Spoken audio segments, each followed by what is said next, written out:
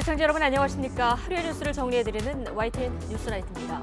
광주 정일성 공원 논란에 이어서 국방부가 추진하고 있는 홍범도 장군 흉상 이전 문제로 이념 논쟁이 다시 불붙고 있습니다. 여당 일각에서도 과유불급이란 목소리가 나오는데 국방부가 왜 이 시점에 이전을 추진하려 하는지 포커스에서 다뤄보겠습니다. 정기국회 앞두고 여야가 나란히 1박 2일 일정으로 전열을 정비하고 있습니다. 최대의 관심은 내년 총선이겠죠. 여당에서는 수도권 위기론, 야당에서는 이재명 대표 1년 공과를 두고 치열한 토론이 벌어지고 있습니다. 관련 내용도 포커스에서 함께 다뤄보겠습니다. 월요일 뉴스나이트 오늘의 주요 뉴스부터 정리해드립니다.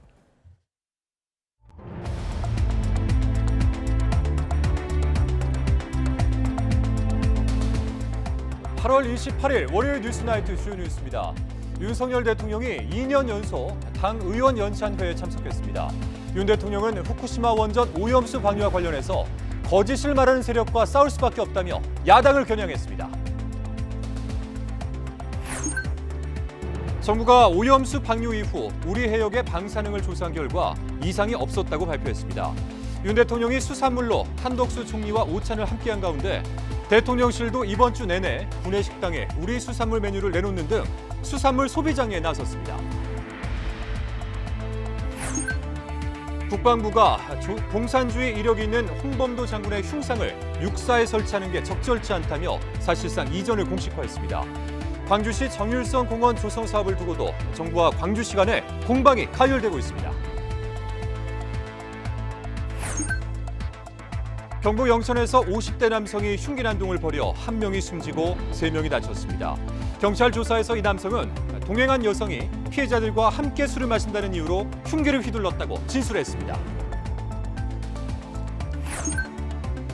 원희룡 국토부 장관이 최근 아파트 매매가와 전세가가 동시에 상승하는 것과 관련해서 집값의 대세 상승론이 바람직하지 않다고 선을 그었습니다.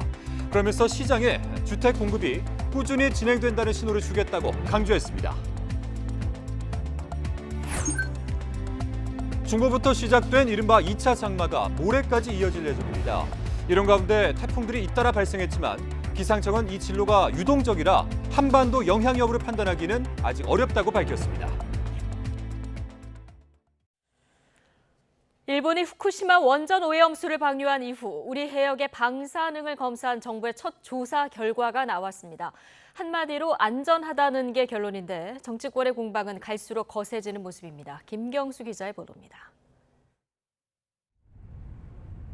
해양수산부는 지난 24일 일본이 오염수를 방류한 다음 날 우리나라 세계 해역 15개 지점의 해양 방사능을 조사했습니다. 우선 남동 해역 5개 지점의 결과가 먼저 나왔는데 모두 이상이 없었습니다. 5개 지점 모두 세슘과 삼중수소가 WHO 먹는 물 기준 대비 훨씬 낮은 수준으로 나타나 방류 이후에도 우리 바다는 안전한 것으로 확인되었습니다.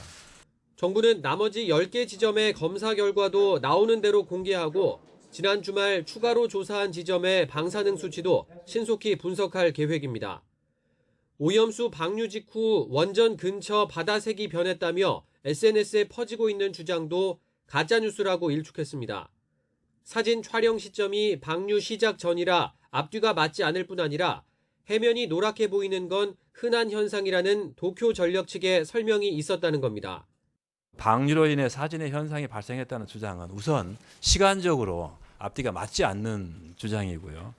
해당 사진에서의 현상은 지극히 자연스러운 현상으로 오염수 방류와 연계할 사안은 아닌 것으로 판단이 됩니다. 정부는 수산물 소비 위축을 막기 위해 100일 동안 민관 합동으로 수산물 원산지도 특별 점검하기로 했습니다. 대통령과 국무총리 회동 자리에 수산물이 올라갔다는 걸 알리고 대통령실 구내식당도 우리 수산물 위주로 메뉴를 준비하기로 했습니다. 국민의힘은 정부의 수산물 소비 장려 방침에 힘을 실으며 민주당을 향해선 억지 선동과 괴담 유포를 멈추라고 날을 세웠습니다.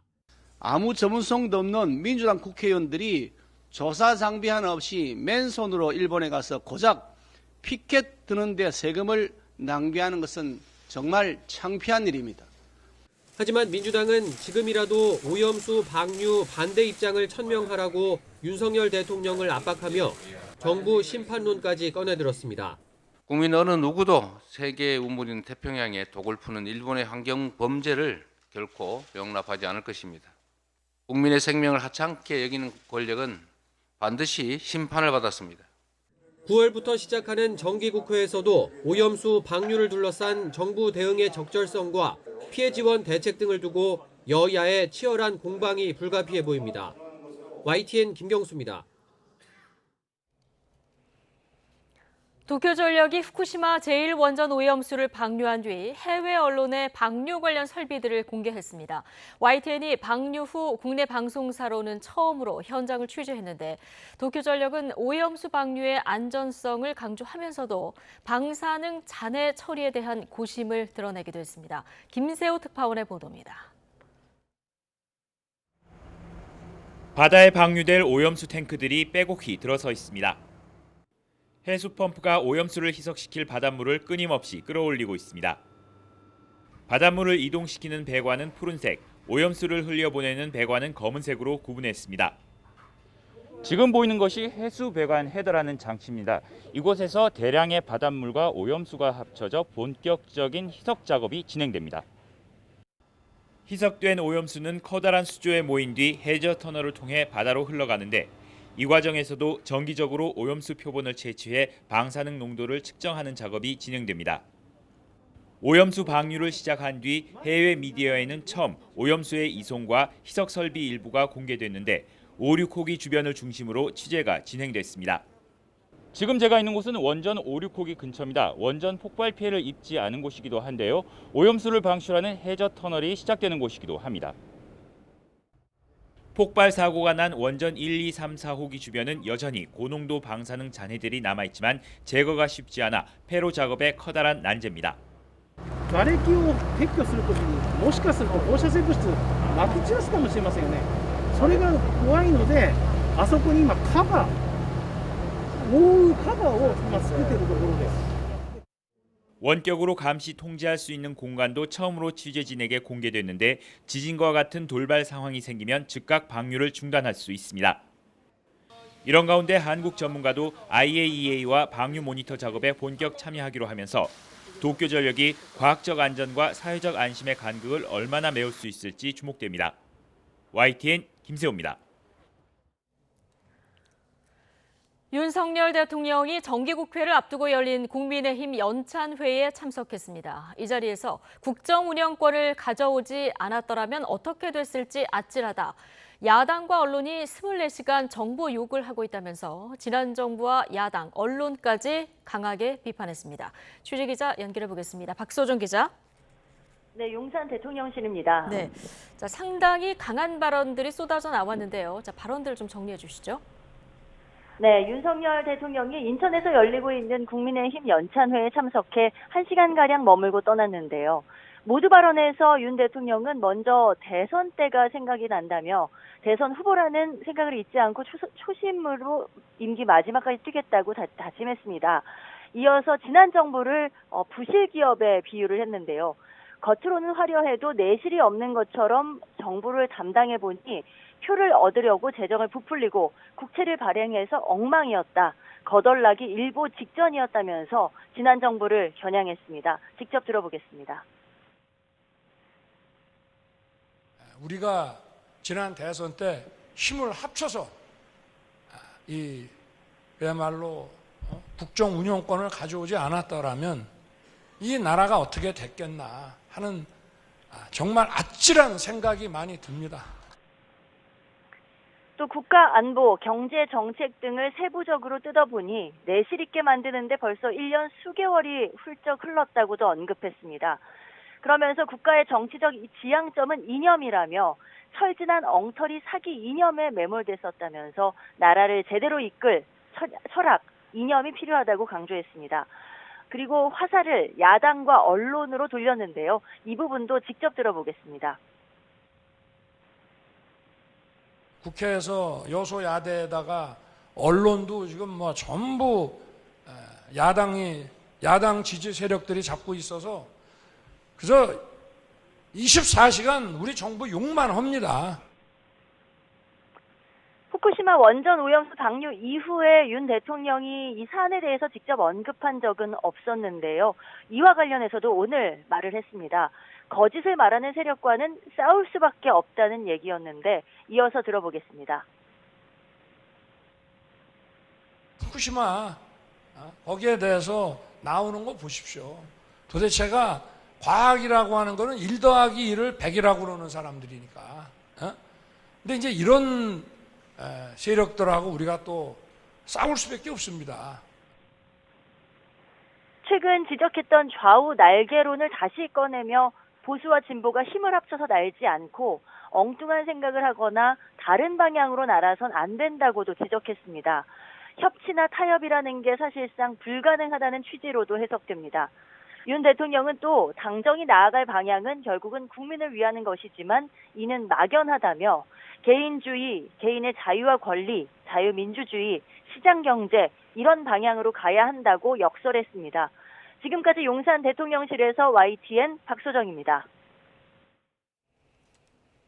다음 달 정기국회를 앞두고 여야 양당 의원들이 각각 한자리에 모여서 전국 현안을 논의하고 총선에 대비한 전열 정비에 나섰습니다.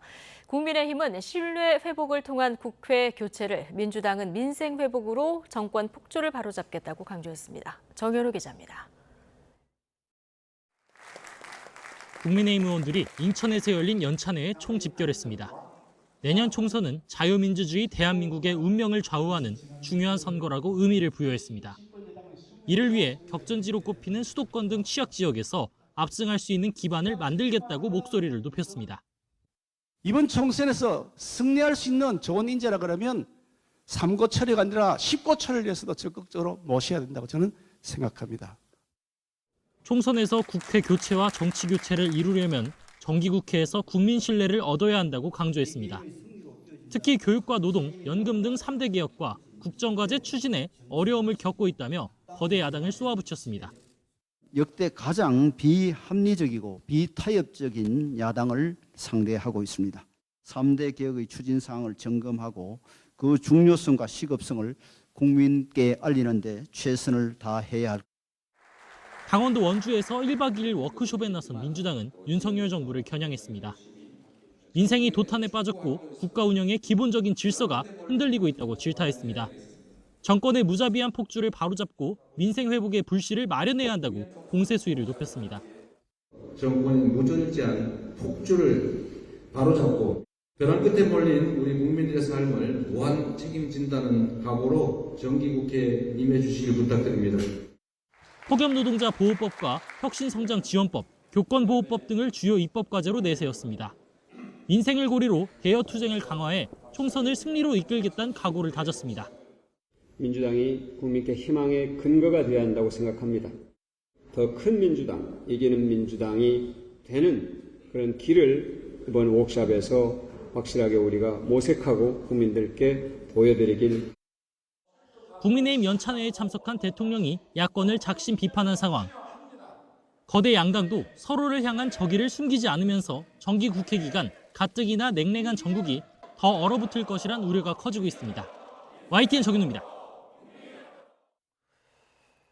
육군사관학교가 홍범도 장군을 포함한 5분의 흉상 이전을 검토하는 것과 관련해 국방부가 공산주의 이력이 있는 홍 장군의 흉상을 육사에 설치해 기념하는 것은 적절치 않다는 논란이 있다며 이전에 힘을 실었습니다.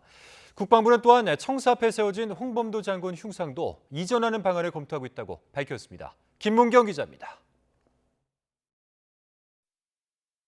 육군사관학교가 교내 홍범도 장군 등 5분의 흉상 이전을 검토하는 것과 관련해 국방부가 공식 입장을 내놨습니다.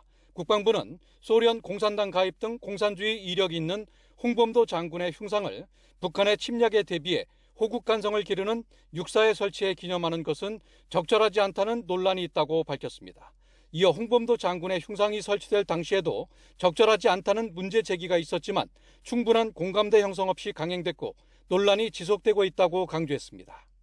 홍범도 장군과 관련돼서 공산당 입당 또는 그와 관련된 활동 이런 부분이 지적되고 있어서 지난해부터도 그런 지적들이 있어서 그에 대한 검토를 이제 같이 하고 있는 것으로 이해해 주시면 좋겠고요. 앞서 홍 장군의 흉상은 김좌진, 지청천, 이범석 장군 등과 함께 문재인 정부 때인 2018년 3.1절 99도를 맞아 육사 교내에 설립됐습니다. 육사는 홍 장군을 포함한 5분의 흉상을 모두 이전하는 방안을 검토 중인데 이 가운데 홍 장군의 이력을 문제 삼은 것으로 보입니다. 홍 장군이 1921년 6월 러시아 공산당 극동공화국 군대가 자유시에 있던 독립군을 몰살시켰던 자유시 참변과 연관되어 있다는 의혹이 있다는 겁니다. 이런 가운데 국방부는 청사 현관 앞에 설치된 홍범도 장군의 흉상도 이전을 검토하고 있다고 밝혔습니다. 국방부 앞 흉상은 지난 1998년 설치됐는데 육사의 이전 검토와 마찬가지 이유를 들었습니다.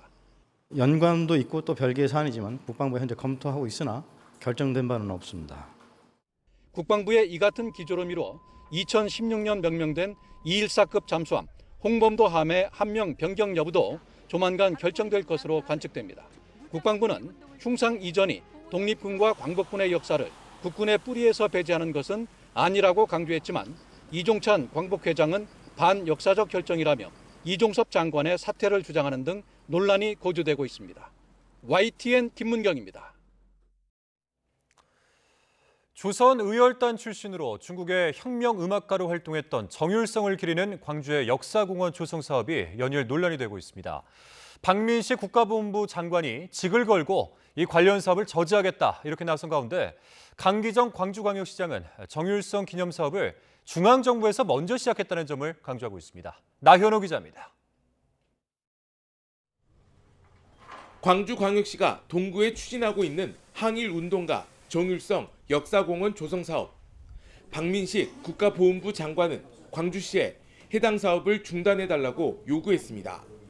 다름 아닌 중국 공산당 가입과 팔로군 행진곡, 조선인민군 행진가 작곡 이력 때문입니다. 우리 국민들 피를 흘리게 한 어떻게 보면은 대한민국의 그 자유민주주의 대한민국 가치를 정면으로 부정하는 그런 사람, 그런 사업에 국민들의 예산 쓴다는 것은 단 1원도 저는 용납할 수 없다고 생각을 합니다. 광주 지역 보훈단체도 정율성 기념공원 조성 계획을 전면 취소하라고 요구하고 있습니다. 연평도 포격 당시 고 서정우 하사를 잃은 어머니는 북한과 공산당에 헌신하고 선동한 사람을 위해 기념공원을 짓는 것은 광주정신 모독이라고 비판했습니다. 광주정신은 공산주의자를 기념하는 정신이 아니고 민주주의를 숭배하는 정신이고 민주주의를 지키는 정신이고 자유민주주의를 더 터전을 굳게 하는 정신이 광주정신이라고 생각하기 때문에 반대하고요. 이 같은 논란에 강기정 광주시장은 정율성 기념사업은 중앙정부가 먼저 시작한 거라고 맞섰습니다. 과거 노태우 정부를 시작으로 중국과의 외교와 국익을 위해 정율성이라는 인물이 다양한 소재로 활용됐던 점을 부각했습니다. 특히 문화 예술을 매개로 한 한중 우호 상징이라는 건 진보와 보수를 막론한 우리나라 정부의 오래된 평가라고 강조했습니다. 한중 관계가 좋을 때 장려하던 사업을 그 관계가 달라졌다고 하여 배관시하는 것은 행정의 연속성, 업무 수행의 기준을 혼란스럽게 만드는 일이기도 합니다. 직을 걸겠다거나 저지를 위해 총력 대응하겠다며 법적 조치까지 예고한 박민식 장관. 이를 두고 임을 위한 행진곡 제창을 금지한 박승춘 전 보훈처장에 빗댄 강기정 시장. 불과 수십 년도 안 된 시간 동안 항일 운동가 또는 공산당 나팔수라는 양극단의 평가를 받게 된 한 인물을 두고 논란이 커지고 있습니다. YTN 나연호입니다. 쌍방울그룹의 불법 대북 송금 의혹과 관련해서 검찰이 더불어민주당 이재명 대표에게 다음 달 4일에 출석하라고 재통보했습니다. 이 대표가 다음 달 국회 본회의가 없는 셋째 주에 출석 의사를 밝히자 검찰이 일방적 통보라고 반발하며 신경전이 가열되고 있습니다. 박정현 기자입니다. 쌍방울의 대북 송금 의혹과 관련 소환 조사 날짜를 놓고 신경전을 이어온 검찰과 이재명 더불어민주당 대표. 검찰이 통보한 30일을 이틀 앞두고 이 대표 측은 예정된 당무로 출석이 불가능하다고 다시 강조했습니다. 검찰의 출석 날짜를 당겨달라고 요구했지만 받아들여지지 않았다며 국회 본회의가 없는 다음 달 셋째 주에 조사에 응하겠다고 밝혔습니다. 이재명 대표는 9월 정기국회 본회의가 없는 주간에 검찰에 출석할 것입니다. 빨라야 다음 달 11일쯤으로 예상되지만 이 대표 일정대로 진행될지는 여전히 불투명합니다. 검찰은 이 대표의 일방적 통보일 뿐이라고 선을 긋고 다음 달 4일로 재차 통보했다고 밝혔습니다. 검찰 관계자는 이 대표가 국회 비회기 중임에도 출석을 거부하고 날짜를 2주나 미루는 것은 시간을 끌려는 시도로 의심된다고 말했습니다. 이런 가운데 검찰은 이른바 사법방해 의혹과 관련해 이 대표의 최측근들도 출소환을 앞두고 있습니다. 검찰이 이 대표에게 재통보한 오는 4일은 쌍방울 대북송금 관련 재판 지연에 개입한 의혹을 받는 박찬대 최고위원과 경기도 대북사업 공문 유출에 연루된 것으로 의심받는 천준호 의원 조사가 예정돼 있습니다. 검찰은 이 대표의 묵인이나 지시가 없이 자발적으로 나섰을 가능성은 크지 않다고 보고 이 대표 관여 여부를 규명하는 데 주력하고 있습니다. 수사 진행에 따라 제3자 뇌물 혐의에 더해 증거인멸교사 등 추가 혐의를 적용할 수도 있습니다. 검찰은 이 대표 조사를 마친 뒤 백현동과 대북송금 의혹을 묶어 구속영장을 청구하는 방안을 검토 중입니다. 이 대표가 다음 달 조사 뒤 검찰이 구속영장을 청구할 경우 추석 전 체포동의안 표결이 이뤄질 가능성이 높다는 전망이 나옵니다. YTN 박정현입니다.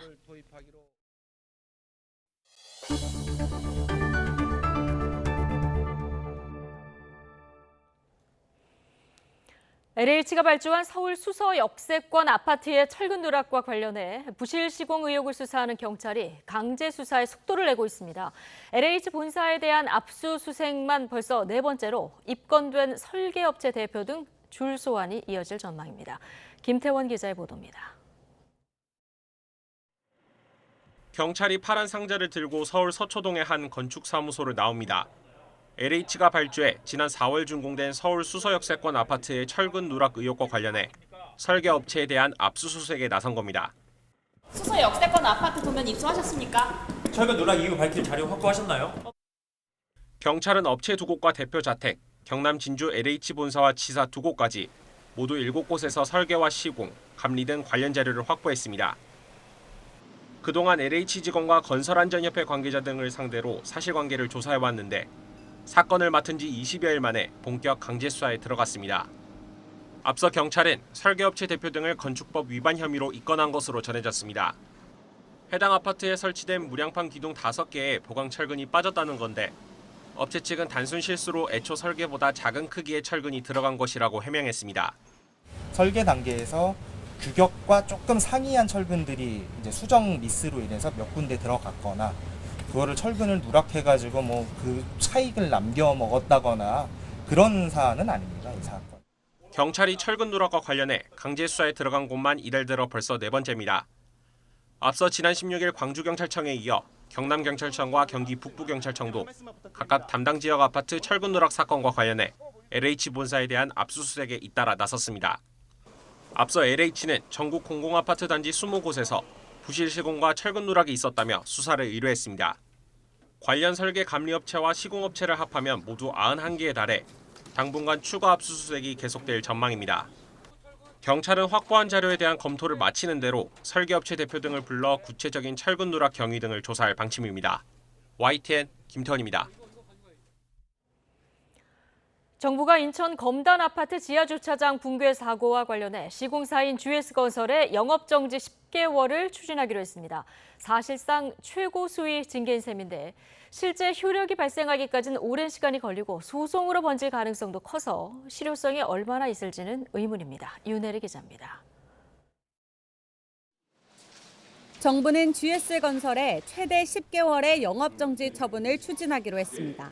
예상보다 강한 처벌로 인명피해가 발생하지 않은 부실 시공 사고로선 사실상 최고 수위 징계입니다.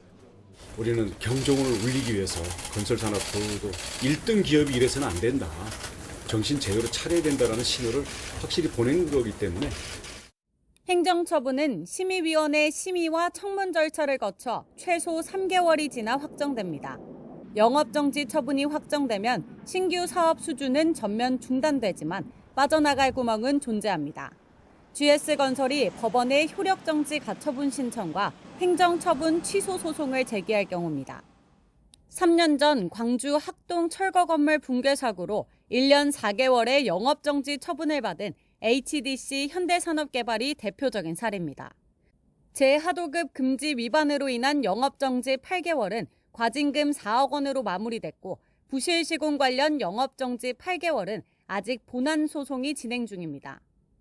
실제로 영업정지가 이뤄지기까지 수년이 소요되고 처분이 이뤄진다 하더라도 해외 사업 수주에는 제재를 받지 않습니다. 하지만 이와 별개로 건설사 평판과 신뢰도 하락 등 경영상 타격은 피할 수 없을 것으로 보입니다. GS건설은 올해 2분기 이미 10년 만에 처음으로 분기 기준 4천억 원대 영업 손실을 기록했습니다. 인천 검단 아파트를 전면 재시공하는 데 5,500억 원이 들 걸로 예상되기 때문입니다. GS건설은 이번 국토부의 행정제재의 적정성 여부에 대해선 추후 청문 절차에서 충분히 소명하겠다는 입장입니다. YTN 윤혜리입니다.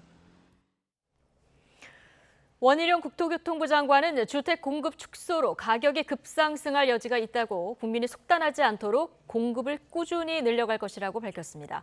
또 검단 아파트 주차장 붕괴 사고와 관련해 국토부와 LH도 가장 강한 외부 수술을 받게 될 것이라고 강조했습니다. 이동우 기자입니다. 서울의 매매 가격 지수는 14주째 상승 곡선을 그리고 있으며 실거래 가격은 올 상반기에만 지난해 말에 비해 10% 급등했습니다. 지난주 전국의 아파트 매매가와 전세가마저 동시에 상승폭을 확대했습니다. 이 때문에 집값 바닥론을 넘어 대세 상승론까지 거론됩니다. 원희룡 국토부 장관은 이에 대해 확실하게 선을 그었습니다. 전체 국민 입장에선 집값이 대세 상승하는 것은 현재로선 바람직하지 않다며 주택 공급 등을 통해 집값 안정에 주력하겠다고 밝혔습니다. 앞으로의 공급의 급격한 축소로 인해서 가격 급상승의 여지가 있다라고 국민들이 속단해서 또 거기에 따라 가지고 시장 상황에 이게 바로 영향이 주지 않도록 대출 규제가 작동하고 추격 매수세가 많지 않아 심리적 요인과 수급만 관리한다면 집값이 관리 가능한 범위 내에 있다는 판단입니다. 원 장관은 올해 목표 물량을 차질 없이 공급해 시장에 주택 공급이 꾸준히 진행된다는 신호를 주겠다고 강조했습니다. 특히 오늘이 내일보다 싼 것이 아니냐는 심리가 전반적으로 번지는 것을 막아야 한다며 다만 시장을 통제할 수 있다는 오만한 접근은 하지 않겠다고 밝혔습니다. 이와 함께 검단 아파트 주차장 붕괴 사고로 GS건설이 강도 높은 처분을 받은 것과 관련해 국토부와 LH가 가장 강한 외부 수술을 받게 될 것이라고 말했습니다. LH뿐만 아니라 우선 국토부 자체에 대해서 저희는 더 강도 높은 잣대를 들이댈 거고요. LH뿐만 아니라 당장 도로공사, 철도공사, 코레일, 철도공단, 공항공사, 그러니까 이렇게 등등 해서 국토부 산하기관들에 대해서 저희가 스스로 매를 들고 스스로 고치게 노력한다. 특히 LH가 턱없는 전문성과 실력을 가지고 민간 위에 감독, 군림하다 보니 문제가 많다며 어떻게 체질과 구조를 개선할 것인지 엄중하게 들여다보고 있다고 덧붙였습니다. YTN 이동우입니다.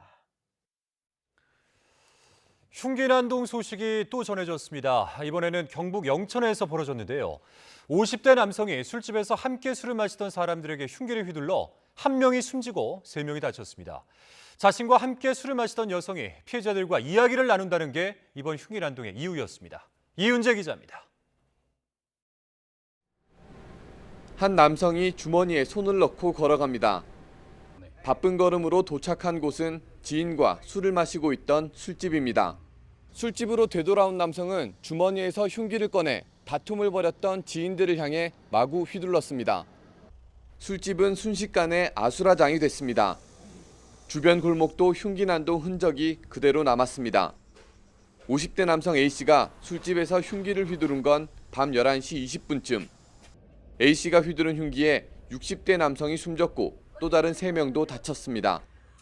주민들은 A씨가 평소에도 험한 말을 자주 했고 술을 자주 마셔 병원 치료도 했다고 전했습니다. 거의 매일 먹는다고 봐야지. 성격도 별로 안 좋고 조금씩 그런 게 있었지. 말도 함부로 하고 결국 사고 터질게 됐지. A씨는 동행한 여성이 옆자리에 있던 피해자들과 함께 술을 마신다는 이유로 범행한 거로 알려졌습니다. A씨를 현행범으로 체포한 경찰은 구체적인 범행 동기를 캐묻고 있습니다. 피해자 조사하고 그리고 피의자 조사가 아직 안 되기 때문에 피의자 조사도 해야 되고 피의자에 대해서 정신질환 이력 부분도 저희들이 확인하고 있습니다. 지금. 경찰은 피해자 조사까지 추가로 진행한 뒤에 살인 등 혐의를 적용해 A씨에 대한 구속영장을 신청할 예정입니다. YTN 이윤재입니다. 인천에 있는 한 마트 앞에서 직원과 시민에게 흉기를 휘두르다가 도주한 남성이 경찰에 붙잡혔습니다. 인천 서부경찰서는 특수협박 혐의로 40대 남성 A씨를 체포해 조사하고 있습니다. A씨는 오늘 오후 3시쯤 인천 서구 성남동에 있는 마트에서 직원과 손님에게 흉기를 휘두르며 협박한 혐의를 받습니다. 다행히도 다친 사람은 없는 것으로 알려졌습니다. A씨는 2시간쯤 뒤인 오후 5시 20분쯤 경찰에 전화해 마트 사장을 살해하고 싶다고 말했고 경찰은 마트에서 100m가량 떨어진 곳에서 A씨를 긴급 체포했습니다. 체포 당시 A씨는 술에 취한 상태였던 것으로 조사됐습니다. 서울 용산에 있는 아파트에서 현직 경찰관이 추락해 숨진 가운데 함께 있던 사람들 일부가 마약을 투약한 정황이 확인돼 경찰이 수사에 착수했습니다. 서울 용산경찰서는 어제 새벽 5시쯤 용산에 있는 주상복합 아파트에서 현직 경찰관 A씨가 추락해 숨진 사건을 수사하고 있습니다.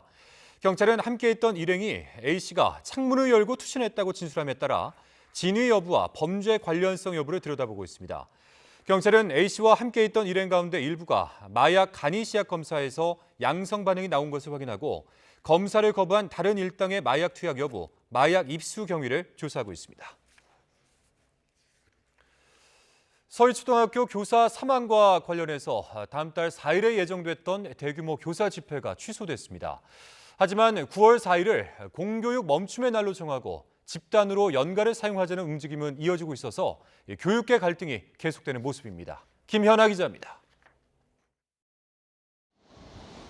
다음 달 4일 서희초 교사 49제에 맞춰 계획됐던 대규모 교사 집회가 사실상 무산됐습니다. 교육부가 집회 참여를 위해 휴가를 내면 징계하겠다고 거듭 밝힌 가운데 교사들 간에도 의견차가 커지자 집회를 전격 철회한 것으로 보입니다. 다만 집회가 취소돼도 교사들이 개별적으로 휴가를 내고 수업을 거부하는 공교육 멈춤은 계속 추진됩니다. 현재 8만 명 이상의 교사가 동참 의사를 밝혔고 서희초를 포함해 약 500개 학교가 재량 휴업을 할 전망입니다. 서울시 교육청 역시 9월 4일을 공교육 회복의 날로 만들자며 집단 연가 사용 용인 입장을 재확인했습니다. 하지만 일부 학부모 단체들은 교사가 학생을 위해 교실을 지킬 때 공교육 정상화와 교권 회복을 시작할 수 있는 것이라며 공교육 멈춤에 반대했습니다. 공교육 멈춤의 날을 재량 휴업으로 추진하는 학교를 방조하고 지지하며 교사들의 불법 파업을 조장하고 사회적 혼란을 야기시킨 조희연 교육감과 세종, 전북, 인천의 교육감을 강력히 규탄한다. 이주호 교육부 장관도 YTN에 출연해 학생의 학습권을 보호하기 위해 교사의 연가는 특별한 사유가 있어야 한다며 재량 휴업일 지정은 물론 개별 연가 사용에도 엄정 대응하겠다고 밝혔습니다. 이제 그런 이해관계 상충을 피하면서도 또 불법을 피하면서도 얼마든지 추모하고 이제 의견을 집약할 수 있는 그런 방법들이 있기 때문에 그쪽으로 계속 저희들이 설득을 하고 있습니다. 하지만 이미 일선학교에선 정상 수업이 불가능할 정도로 많은 교사가 병가와 연가를 신청한 곳들이 생겨나고 있고 취소된 구사 집회를 재추진하려는 움직임도 감지됩니다. 전교조도 재량 휴업일과 연가 사용을 막는 것은 직권 남용이라며 이주호 사회부총리 겸 교육부 장관을 공수처에 고발한 가운데 9월 4일 추모제를 앞두고 교육계 갈등은 더욱 커지는 모습입니다. YTN 김현아입니다. 먼 남해에 3개의 태풍이 발생해 동시에 활동하는 이례적인 현상이 나타났습니다. 이렇게 태풍끼리 작용을 하면 진로가 무척 유동적이어서 각별한 경계가 필요합니다. 김민경 기자의 보도입니다. 위성에 3개의 거대한 소용돌이 구름이 보입니다. 9호 사올라, 10호 담레이, 11호 태풍 하이쿠입니다. 9호 태풍이 만들어진 지 나흘 만에 11호까지 태풍 3개가 잇따라 발생했습니다. 10호 태풍은 일본 동쪽 해상에서 소멸할 걸로 보여 우리나라에 영향을 주진 않겠습니다. 매우 강한 태풍인 9호 사올라는 타이완 남쪽을 지나 중국 남동부에 상륙하겠습니다. 11호 하이쿠이는 북서진하며 중간 강도 태풍으로 발달해 주말쯤 일본 오키나와 부근까지 북상하겠습니다. 이후 두 태풍은 서로 발달과 진로에 영향을 주는 후지와라 효과를 보이며 진로가 무척 유동적으로 변할 걸로 보입니다.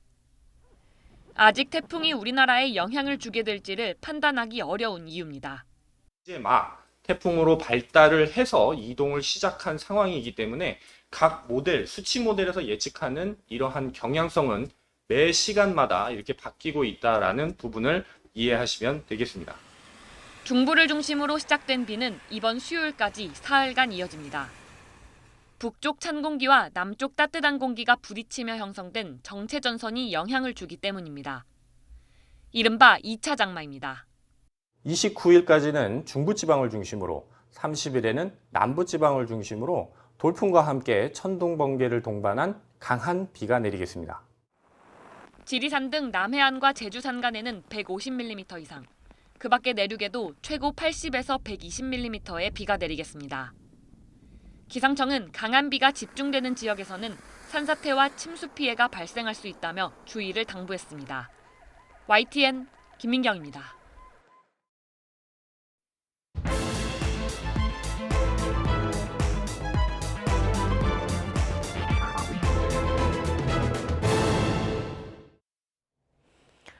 네, 정치권 관심 뉴스들 진단해보는 나이트 포커스. 오늘은 김민수 국민의힘 대변인 그리고 김상일 정치평론가 두 분과 함께하겠습니다. 어서 오십시오. 안녕하세요. 안녕하세요. 안녕하십니까. 자, 9월 정기국회를 앞두고 있어서 오늘 여야가 각각 1박 2일간의 연찬회 혹은 워크숍을 진행하고 있는 이런 상황입니다.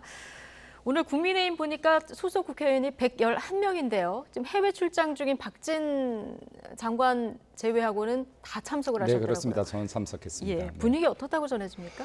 분위기 굉장히 우선은 좋았다. 네, 네. 그리고 대통령 연설로 인해서 1박 2천 북소리 한 번으로 이렇게 사기가 진작되는 효과가 있었다. 네. 네, 라고 보입니다. 아, 네. 북소리 한 번으로 사기가 진작되는 효과가 네. 있었다라고 말씀하시니까 윤석열 대통령 발언으로 바로 이어가겠습니다. 네. 자, 지난해에 이어서 올해도 지금 두 번째 국민의힘 연찬회에 대통령이 참석을 한 건데요. 모두 발언 듣고 오시겠습니다. 정부를 담당해 보니까 우리가 지난 대선 때 힘을 합쳐서 그야말로 국정 운영권을 가져오지 않았더라면 이 나라가 어떻게 됐겠나 하는 정말 아찔한 생각이 많이 듭니다.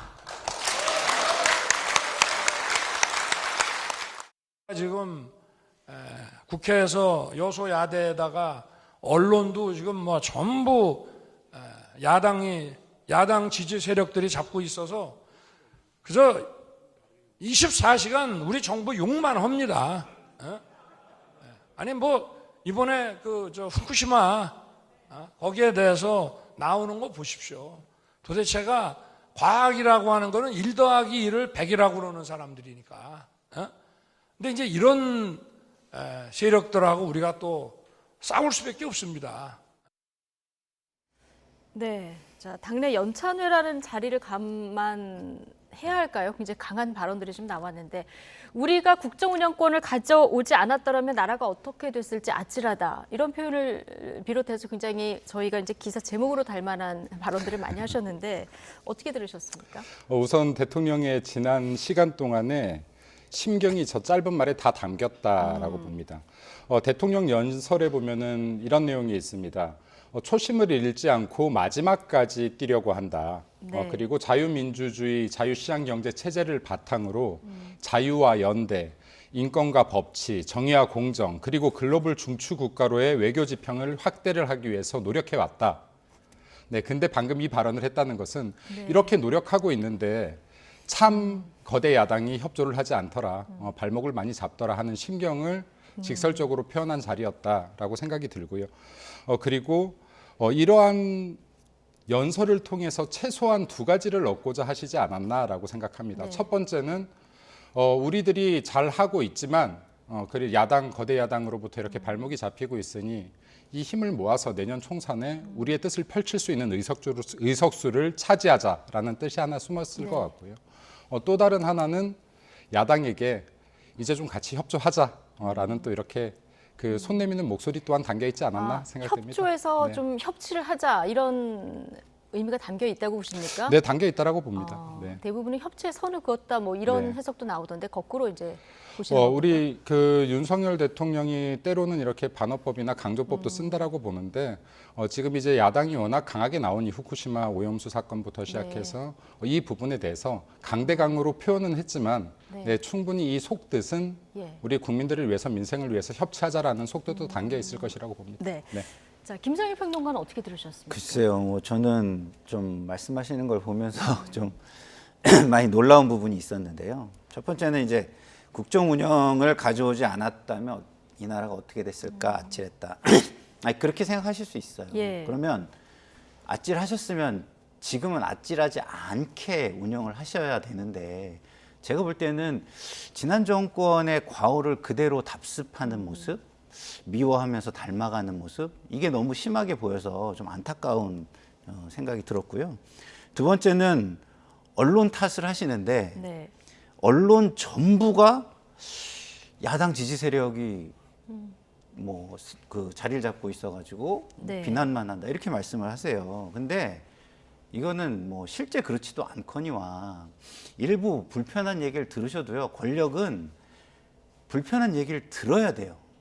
권력이 불편하지 않으면 국민이 불편해진다는 걸 우리는 역사를 통해서 알고 있습니다. 국민이 편해지려고 하면 국민의 불편 위에 본인들의 독재적인 권력이 들어서게 되는 것이거든요. 그러니까 좀 더 불편하시려고 하는 모습이 전혀 보이지 않는다는 부분에서 또한 안타까웠고요. 그리고 1 더하기 2를 100이라고 하는 과학 이렇게 말씀하셨잖아요. 이 부분도 전 그래요.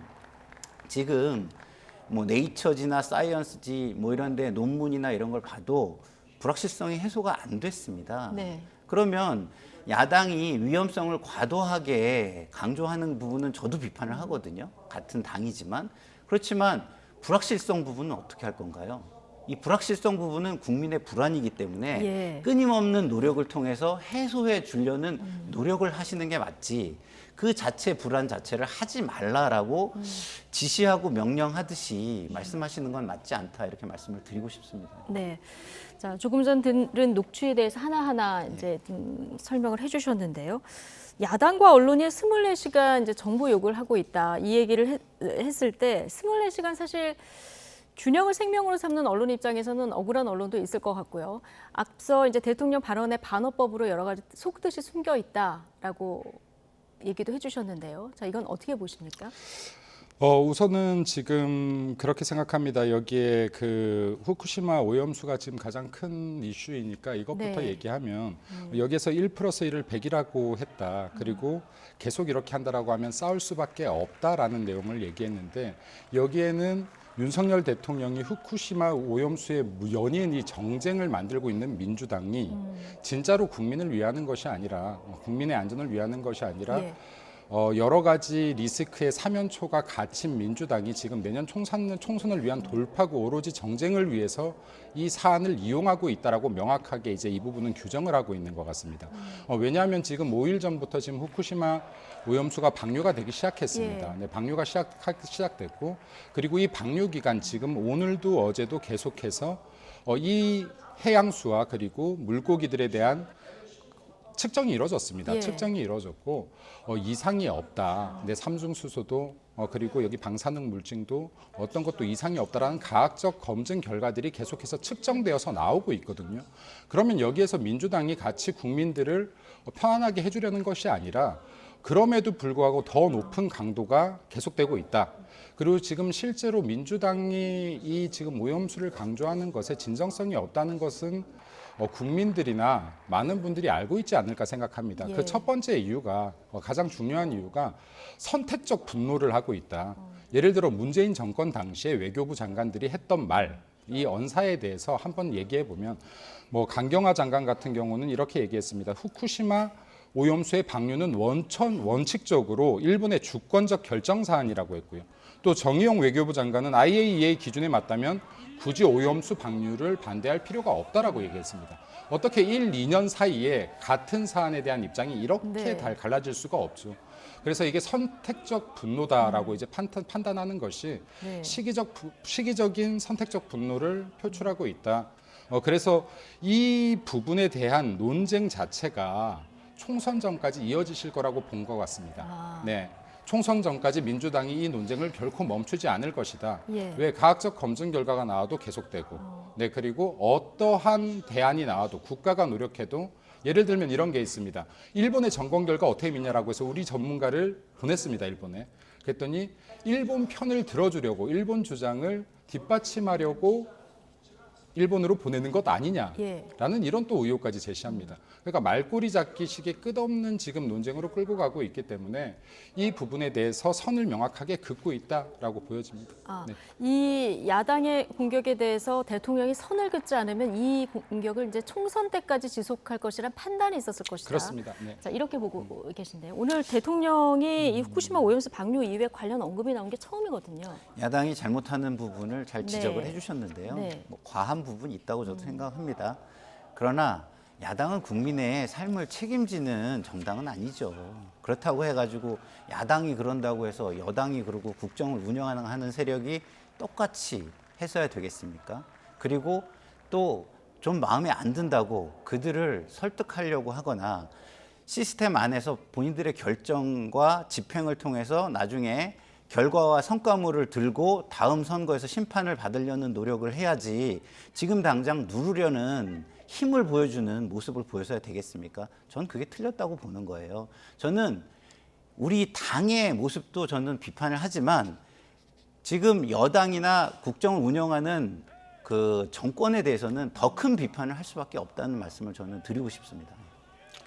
지금 이 부분에 한마디만 더 네. 첨언하면 힘을 보이고 있는 것은 오로지 민주당인 것 같다. 지금 길거리에 나와서 그 외력을 가시하고 있고, 그리고 지금 국민들이 중요한 것은 국민들이 일단 안심할 수 있어야 되고, 그리고 이 두 번째는 우리나라의 수산업자들이 이걸로 해서 피해보지 않아야 되는데 네. 정부 여당의 입장은 똑같습니다. 국민들을 안심시킬 수 있게끔 협조해달라. 그리고 여기 우리 수산업이 망가지지 않도록 같이 머리를 맞대보자, 해결해보자. 네. 왜냐하면 후쿠시마 오염수가 방류되면서 과학적으로 안전하다라고 했지만 정부의 입장은 그렇다라고 해서 우리가 이걸 찬성하는 것은 아니다. 그리고 만에 하나의 사건이 일어날 수도 있기 때문에 여야가 머리를 맞대고 같이 노력하고 대응해보자라는 것인데, 지금 어떠한 협조나 어떠한 합치도 이루어질 것이라고 판단되지 않으니 당장 뭐 이제 오늘 이렇게 검사 결과들이 측정 결과들이 나와도 어제 계속해서 길거리로 나오는 것부터 시작을 하니 이제 여기에서 더 이상 좀 협치의 부분들을 찾기가 힘들다. 이게 총선까지 가겠구나로 결론이 나지 않나 싶습니다. 제가 대변인님 말씀을 들으면서 제 개인적인 안타까움이 좀 있습니다. 뭐냐면 지금 힘이라는 표현을 쓰셨는데 국민들이 느끼는 힘이라는 것은요, 강한 주장, 과도한 주장이 아니에요. 지금 나의 삶에 다가오는 집행력과 공권력인 겁니다. 그것을 가지고 있는 게 정권이에요. 그게 진정한 힘입니다. 그러면 주장에 대해서는 솔직히 얘기해서 극단적으로 얘기할 때는 무시하고 집행을 할 수도 있어요. 근데 그들도 국민이기 때문에 최대한의 노력을 보여주는 겁니다. 당신들의 주장, 이게 너무 억지다라는 걸 보여주거나 아니면 그게 틀렸다는 걸 보여주거나 이런 노력을 다 한 후에 해야 중도에 있는 국민들까지 아울러서 내지는 다른 정당에 있는 비판적이지만 합리적인 사람까지 아울러서 함께 가게 되는 것이거든요. 네. 근데 그냥 말로는 협치 이야기하고 야당이 발목 잡는다고 하면서 사실상은 협치에 대한 노력을 안 하고 일방적인 무시만 하는 모습을 보인다면 그거는 책임 있는 집권 세력이 아니다. 이걸 저는 강조드리고 싶은 거죠. 사실 정부가 여기까지. 네. 네. 사실 여기 정부가 지금 노력하지 않았다라고 하는 것은 약간 과도한 해석인 것 같고요. 민주당의 이런 주장들과 계속 우려에 대해서 지금 수산물 수입 전면 금지에 대한 발표뿐만이 아니라 해양조사 지정과 수산물 검사를 대거 확대하기도 했고요. 그리고 또 일본에 또 7가지 새로운 요구를 하고 이 중에서 5가지는 일본이 전면 수용하기도 했습니다.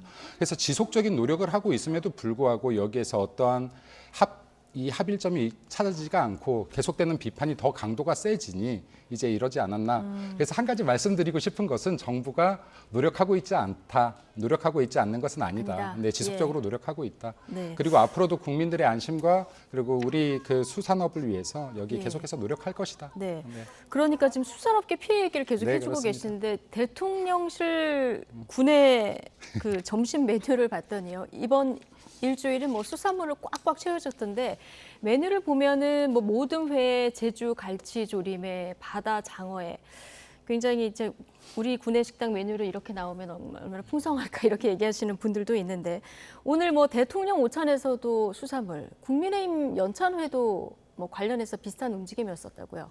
네, 뭐 저도 사실은 국회에 갈 때마다 대다수 메뉴가 수산물인 것 같습니다. 예. 근데 백문이 불여일견이다. 예를 들어서 지금 국민들께서 민주당의 일부 선동으로 인해서 해산물이 안전하지 않다라는 불안, 우려를 가지고 있는 국민들이 다소 있습니다. 그래서 이것을 우리가 아무리 정부가 안전합니다, 괜찮습니다, 믿고 드십시오, 우리 수산물 드십시오라고 100번 이야기하는 것보다 우리가 먼저 먹습니다. 대통령이 먹고 그리고 여기에 우리 그 공무원들이 먹습니다. 네. 국회의원들이 먹습니다. 정부 여당 구성원들이 먹습니다를 보여주는 것이 가장 확실한 방법이 아닐까 하는 방안에서 나오는 네. 식단 방안이었다. 메뉴라고 생각됩니다. 네. 네. 어떻게 보고 계셨어요? 뭐 잘하시는 네. 거라고 생각해요. 그리고 아까 뭐 그 노력을 하고 있다. 그 부분도 저는 잘하시고 있다고 생각합니다. 그리고 그런 결과들이 합쳐지면요, 민주당이 과도한 주장을 계속해 나가기는 어려워요. 그렇게 하는 것이 집권 세력의 모습입니다. 그리고 그 결과물로 다음 선거에서 심판을 받을 생각을 하시면 되는 거예요. 근데 뭐 주장하는 소리가 있어요. 자신과 반대되는 주장을 하는 소리가 있어요. 근데 그 목소리가 너무 시끄럽다고 해가지고 시끄럽다고 억지로 뭐 누르거나 그러실 필요 없다는 말을 제가 계속 말씀드리는 거예요. 그러면 민주당은요, 예를 들어서 지금 첫 결과가 나왔습니다. 근데 계속해서 결과가 계속 이어져요. 아무 문제가 없는. 더 이상 주장할 수 없겠죠. 왜? 거기서도 더 주장을 한다면 중도층이 민주당을 어떻게 보겠습니까? 책임 있고 신뢰할 수 있는 세력으로 보겠습니까? 보지 않겠죠. 그렇기 때문에 이것은 지금은 불안해하는 국민이 많기 때문에 이 초기까지는 그들의 목소리를 대변하는 거라고 생각해 주시면 될 것 같고요. 예. 그것이 조금 과도하다고 한다면 그만큼 오히려 국민의힘이나 집권 세력에는 기회다 생각하시고 중도층을 확장하기 위한 그 노력을 하시면 된다, 이런 말씀을 드리고 싶어요. 네. 자, 다시 여당 연찬회 이야기로 좀 넘어가겠습니다. 뭐 정기국회 대응 전략을 공유하는 자리이기도 하지만 오늘 뭐 민주당도 워크숍 열고 있습니다만 총선이 가장 관심 아니겠습니까? 자, 김기현 대표 국회의 정치 세력을 교체해야 된다, 이걸 강조하면서 이제 수도권 위기론에 대해서 좀 수긍을 하는, 그러면서 3고 초려가 아니라 10고 초려라도 해서 인재를 영입해야 된다, 오늘 이런 발언을 했거든요. 자, 가능할까요? 어떻게 준비를 지금 하고 있습니까? 우선 매년 총선마다 나오는 이야기가 아닐까 싶습니다. 네. 근데 지금 김기현 대표가 당대표로서 활동하면서 사실 내부적으로 조금 조용하지만 지속적인 개혁, 혁신을 이루려고 무단히 노력을 해왔던 것 같습니다. 그리고 이번에 지금 10고 초려라도 하겠다라는 말에는 지금 총선 승리에 대한 다짐을 또 스스로 하는 것이라고도 보이고, 또 이 10고 초려 안에는 내부에 대한 인재들을 발굴해내고 또다시 발굴해내고 또 외부에 또 국민들께서 새로움을 느낄 수 있는 새 인재를 찾겠다라는 의지를 보여주신 것이다. 지금 그리고 잘 되고 있습니까?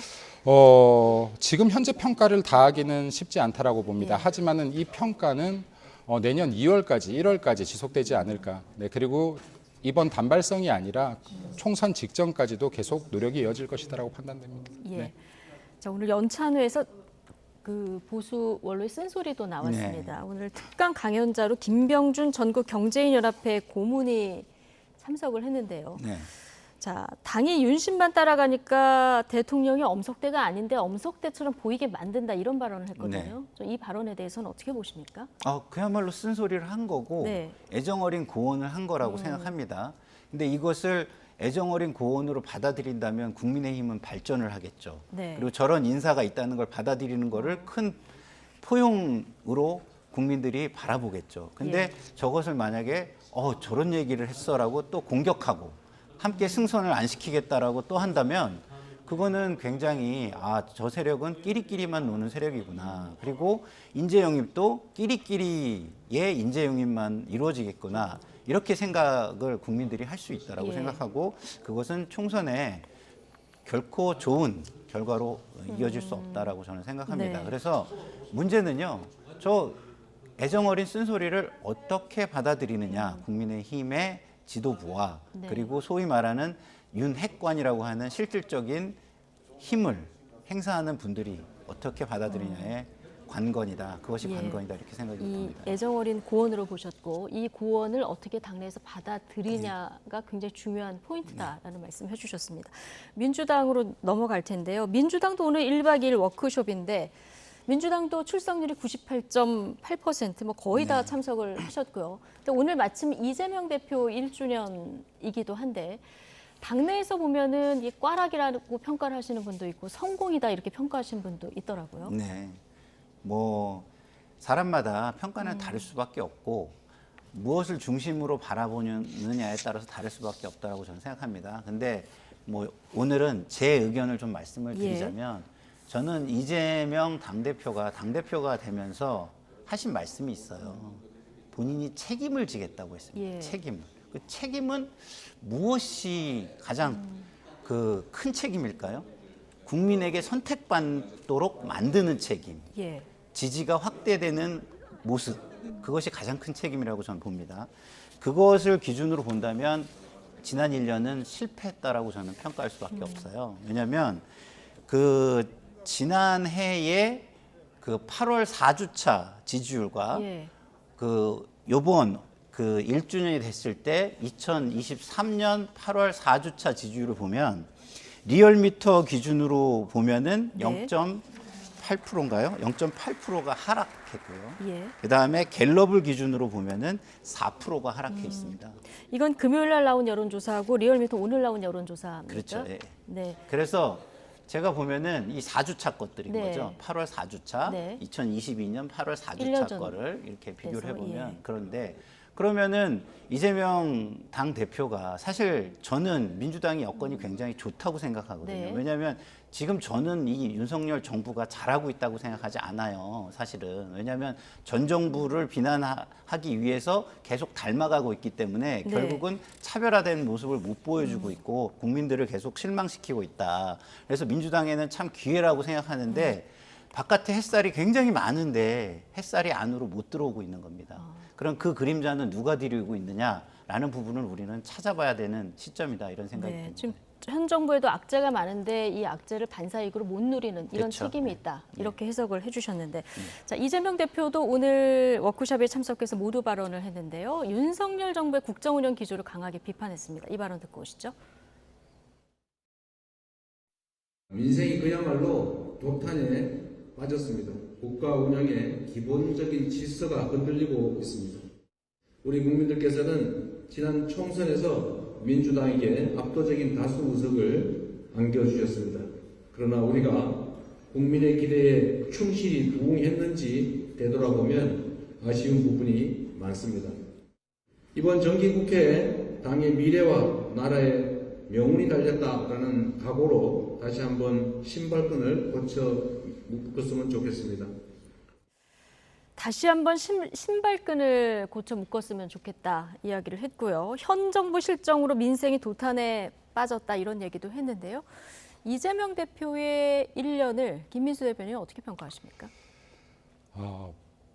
조금 강하게 얘기한다면 봉황을 꿈꿨으나 지금 닭이 된 정치인이다 정도 표현하고 싶은데 실제로 민주당 역사상 이례 없는 아주 높은 78%의 지지율을 받으면서 당대표가 되었고 그리고 당대표 수락 연설 당시에도 미래 비전을 준비하는 미래정당 그리고 강한 정당 그리고 혁신정당을 공표하면서 또 나름 비전을 보이기도 했습니다. 또 유례 없는 이 지지자들의 정말 강력한 지지를 받으면서 정말 강한 지지력을 보여주기도 했던 대표가 아닌가. 굉장히 색깔이 강한 정치인이다라고 판단되는데 이 부분이 지금 본인이 당대표로 가기까지의 수많은 사법 리스크들에 의해서 가려졌다. 사람 몸은 하나인데 사법 리스크 때문에 뛰어다니다 보니 실제로 일할 시간조차도 부족하지 않았는가. 그리고 180 거대 야당으로서 이 지금 거대한 힘을 잘 활용하지 못했다. 민생을 위해서 정말 아까 말씀하셨던 것처럼 대한정당으로서 더 많은 민생 걱정을 하고 민생 법안을 통과시키고 했다면 되려 더 높은 평가를 받을 수 있었을 텐데 되려 여당 발목 잡는 모습과 계속해서 논쟁하고 정쟁으로 이끌어가는 모습들만 국민에게 보이다 보니 이 부분에 대한 평가들이 계속해서 낮춰지고 강성 지지자들만 남는 형국이 되었다라고 판단이 됩니다. 예. 네. 1년 내내 사법 리스크에 가려졌다 이 얘기를 해주셨는데요. 검찰과 이재명 대표가 그동안 그 대북 송금 문제 관련해서 소환 날짜를 가지고 신경전을 좀 벌여오지 않았습니까? 오늘 이재명 대표 측이 9월 국회 본회의 일정이 없는 주에 출석하겠다. 이렇게 되면 이제 빠르면 11일 정도가 될 텐데요. 검찰에 이제 통보한 이런 상황이 됐어요. 뭐 조율이 이건 다 된 거는 또 아닌 것 같은데요. 그렇죠. 이제 뭐 양쪽에 이제 주장이 일단 있는 거고요. 그걸 보고 또 그 뭐 실무선에서 연락을 주고받으면서 조율을 하게 되겠죠. 근데 어쨌든 밖으로 보여지는 모습은 민주당에는 별로 저는 유리하지는 않다고 봅니다. 왜냐하면 지금 이게 지난 1년간 소위 말하는 사법 리스크 또는 검찰 리스크라는 것이 우리 민주당의 뭐 먹구름 같은 거였다면 그 먹구름이 실제 한다는 현실이 확인돼 있는 거거든요. 그럼 그 먹구름을 걷어내야 됩니다. 이게 현실이기 때문에. 그러니까 저 먹구름이 잘못됐어. 저 먹구름은 정말 잘못된 거야. 기상청에서 잘못 예보한 거야. 이런 건 의미가 없습니다. 현재 비가 오고 있으면 그 비에 대해서 우리가 대처를 할 수밖에 없잖아요. 이게 현실이잖아요.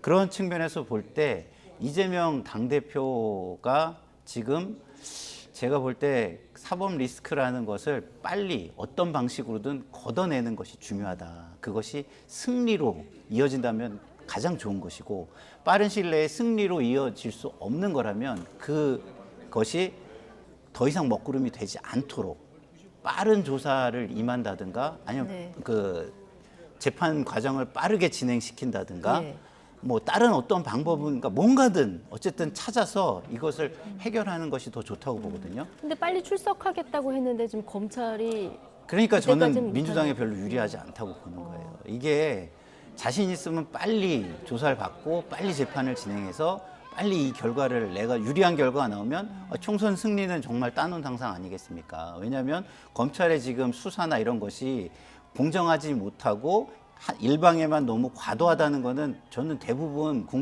많은 국민들이 느끼시는 부분이라고 보거든요. 그러면 그게 결과로까지 확인이 된다면 어떻게 되겠습니까? 총선 결과는 민주당이 절대적으로 유리하게 되겠죠.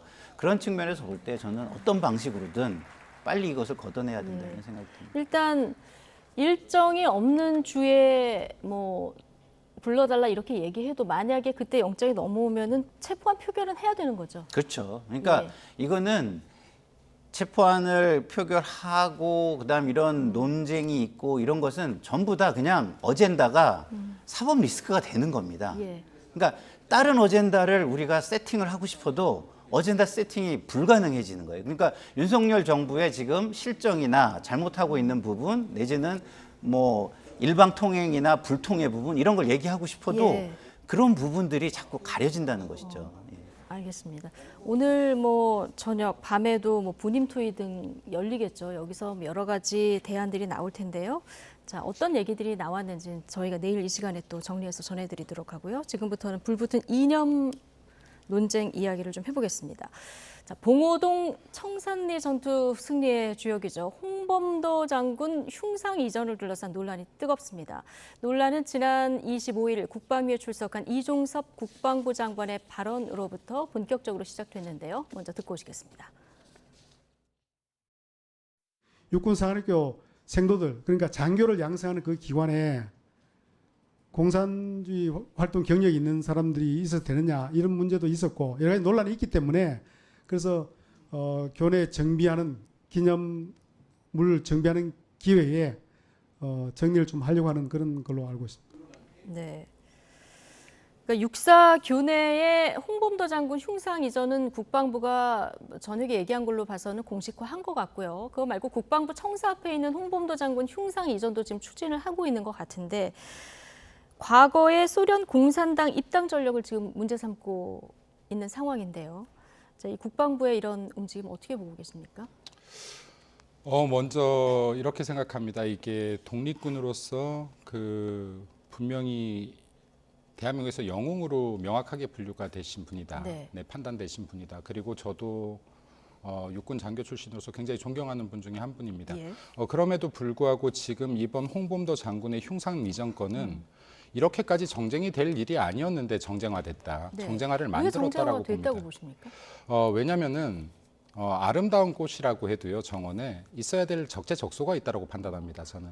이게 지금 장소의 문제다. 이렇게 네, 보시는 그러면 예를 들어서 울창한 나무라고 하면 숲에 있어야 될 것이고 이쁜 꽃이면 꽃밭에 있어야 될 것인데, 예를 들어서 지금 이 문제가 시작된 것은 어떠한 장소냐, 육군 사관학교입니다. 대한민국의 국군을 이끄는 장교들이 배출되는 장소인데, 여기에서 문재인 정권 당시에 지금 우리나라의 대북 정책들로 인해서, 물론 그렇겠지만 당시에 대북 정책들로 인해서 그렇겠지만 6.25 전쟁을 필수 과목에서 지었습니다. 네, 선택 과목으로 옮겼고, 이로 인해서 6.25 전쟁사와 전쟁 영웅들을 굉장히 많이 지운 상태입니다. 중요한 것은 지금 북핵의 위협이 점점 강해지고 긴장이 강화되고 있는 이런 상황에서 우리 국군의 리더들을 배출하는 이 기간에서 최소한 적에 대한 개념이 명확히 당연히 서야 될 것이고, 그래야 국민들에 대한 안전과 국가에 대한 외부로부터의 무력 행위들을 막아낼 수 있는 더 강한 군대가 될 것인데, 지금 우리의 적을 아직까지도 일제로 판단해서는 안 된다. 우리의 주적은 지금 현재도 북한이다, 여전히. 그러한 관점에서 본다면 여기에 생도들이 배우고, 그리고 배워야 되는 환경, 그리고 배워야 되는 과목, 그리고 배워야 되는 생각들에 대해 적합한 환경이 조성되는 것은 너무나 당연한 일이다. 이렇게까지 논쟁될 일이 아니었다. 그리고 홍범도 장군을 폄훼하거나 이 부분에 대해서 이 동상을 파쇄하자가 아니라 더 적합한 곳, 이분이 더 빛날 수 있는 독립기념관으로 이전하자라는 것이 본 취지이다라고 생각됩니다. 그래서 이 부분을 다시 한번 더 정리하면 우리나라 국군의 리더들이 배출될 곳에 우리의 주적을 명확하게 하고, 그리고 여기에 6.25 전쟁을 다시 한번 더 되새기고, 여기에 대한 영웅들을 기릴 수 있는 기회로 삼고, 그리고 또 여기 홍범도 장군 같은 훌륭한 분들은 그에 적합한 장소로 모시는 것이 맞다라고 생각됩니다. 장소가 적절하지 않다. 자, 이런 지적이신데요. 육산에 독립운동가 5명 흉상이 세워진 거는 말씀하신 대로 문재인 정부 때 2018년 3.1절 99돌에 이제 세워졌습니다. 이때는 이제 국군의 뿌리를 독립군에서 찾겠다, 이런 의도가 좀 있었던 것 같고, 2021년에는 국군 엄호 속에 우리 홍범도 장군의 유해가 또 봉환되기도 하지 않았습니까? 국민 다 기억하고 계실 텐데 지금 흉상 이전이 또 이렇게 추진이 되고 있는 상황이에요. 이거 정말 어떻게 보십니까? 답답합니다. 지금 우리 대변인 좋은 말씀 많이 해주셨는데, 그 얘기를 미리 해서 동의를 구하는 절차를 구해야죠. 이야기하지도 않은 취지와 의도를 국민들한테 알아서 알아달라고 하는 얘기하고 뭐가 다릅니까? 첫 번째. 그리고 두 번째, 자, 팔에 일부분이 골맞다고 팔을 잘라냅니까? 아니지 않습니까? 고름만 짜내면 되는 거예요. 그런 부분은 다른 방식으로 얼마든지 해소가 가능합니다. 그리고 세 번째, 자, 군대라는 건 각 나라마다 다 있습니다. 어떤 체제나 어떤 이념 하에서도 있습니다. 그 국가가 어떤 체제를 갖고 있느냐, 어떤 이념을 갖고 있느냐에 따라서. 그러면 거기에 있는 군인들은 이념을 지키는 군인입니까? 아닙니다. 국민과 국가를 지키는 군인들이에요. 이걸 왜 갑자기 이념을 들이댑니까? 아까 적을 분명히 해야 된다? 적을 분명히 할 때 이념으로 따집니까? 아닙니다. 우리 국가와 국민의 안전, 위험 요소가 얼마나 되는지 그걸 가지고 따지는 거예요. 저는 지금 뭔가 굉장히 정말 잘못되어 있다. 우리 국군이 굉장히 정치에 휘말리고 있다, 이런 생각이 들어요. 군대는 정치에 휘말려서는 안 되는 조직입니다. 이런 이념 같은 거 생각하시면 안 돼요. 그냥 국민의 안전과 국가의 안전이 어디서 위험 요소를 지금 가지고 있느냐, 이것만 생각하고 그 부분에 대해서만 준비하시고 대비하시고 훈련하시고 하면 되는 겁니다. 알겠습니다. 저런 거 네. 저는 지금 장관이 정말 정치기에 너무 그 국방부 장관이 정치에 너무 눈을 돌리고 있구나. 네. 이런 부분에서 굉장히 우리 국방이 우려된다 이렇게 말씀을 드리고 싶습니다. 저는 이회영 선생의 손자죠. 이종찬 광복회장이 국방부 장관 사퇴를 요구했고요. 오늘 국민의힘에서 심원훈식 의원이 또 이걸 받아쳤거든요. 이게 육사 선후배 간 설전으로까지 이어졌는데요. 지금 국가의 안위와 안보 그리고 국방의 위협은 적을 명확치 하게 하지 않고 지난 문재인 정권처럼 대한민국 그리고 육사의 교육 과정에서 6.25 전쟁을 지운다거나 그리고 북한을 주적의 개념에서 뺄 때 나오는 것이지 우리가 누구를 대상으로 해서 군사를 준비하고 전투를 준비하는지를 명확히 할 때는 군사력이 대려 올라가고 사기가 진작되는 것이라고 판단됩니다. 그리고 국방부 장관이 제가 보아도 다소 표현상에 오해받을 수 있는 부분이 일부 있었다라고 판단됩니다. 그렇다라고 해서 이게 뭐 사태까지 거론할 사안은 아니었다라고 판단이 되고요. 그래서 제가 볼 때는 아까 초기에 초미에 이렇게 말했는데요. 논쟁이 될 사안이 아니었다. 이렇게까지. 이걸 정쟁으로 끌고 갈 이유 없고 좋은 생각으로 육사들이 더 나은 환경에서 공부할 수 있게끔 만들고 그리고 우리 군이 국민을 위해서 그리고 국가를 위해서 더 강한 군대를 위해서 이루어지는 일환이다. 그리고 마찬가지로 독립군 영웅들에 대해서도 그에 적합한 대우를 하기 위한 일환이다라고 보면은 이렇게 정쟁화될 이유 없다라고 생각합니다. 과도한 정쟁이 벌어지고 있다는 의견이신데요.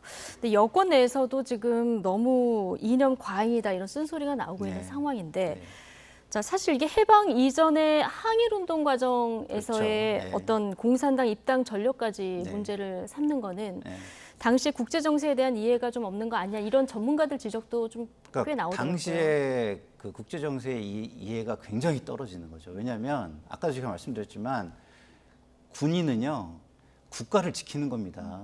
이분들 국가를 지키기 위해서 다 한 행위들이에요. 그 이념으로 해가지고 체제를 흔들거나 뭐 국민의 안위를 흔들거나 그러려고 한 것이 아닙니다. 그리고 하나 더 말씀드리고 싶은 건 이런 거예요. 이념이 나쁜 게 아니에요. 그 이념을 구현하기 위해서 체제가 독재라는 체제를 썼기 때문에 나쁜 것이지 예를 들어서 그러면 우리가 배우는 공산주의가 나쁩니까? 제가 여쭙고 싶어요. 공산주의가 나쁜 게 아니에요. 공산주의를 이루기 위해서 뭘 가져옵니까? 독재라는 걸 가져오고 전체주의라는 걸 가져오는 거예요. 이게 나쁜 겁니다. 근데 마치 공산주의만 조금 말을 하고 공산주의에 대해서 좋은 점을 조금이라도 뭐 가져와서 수정적인 민주주의를 하자든가 수정 자유주의를 하자 그러면 무조건 나쁜 걸로 치부한다면 그게 말이 되겠습니까? 세상에 절대적인 이념이 어디 있다고? 아니지 않습니까?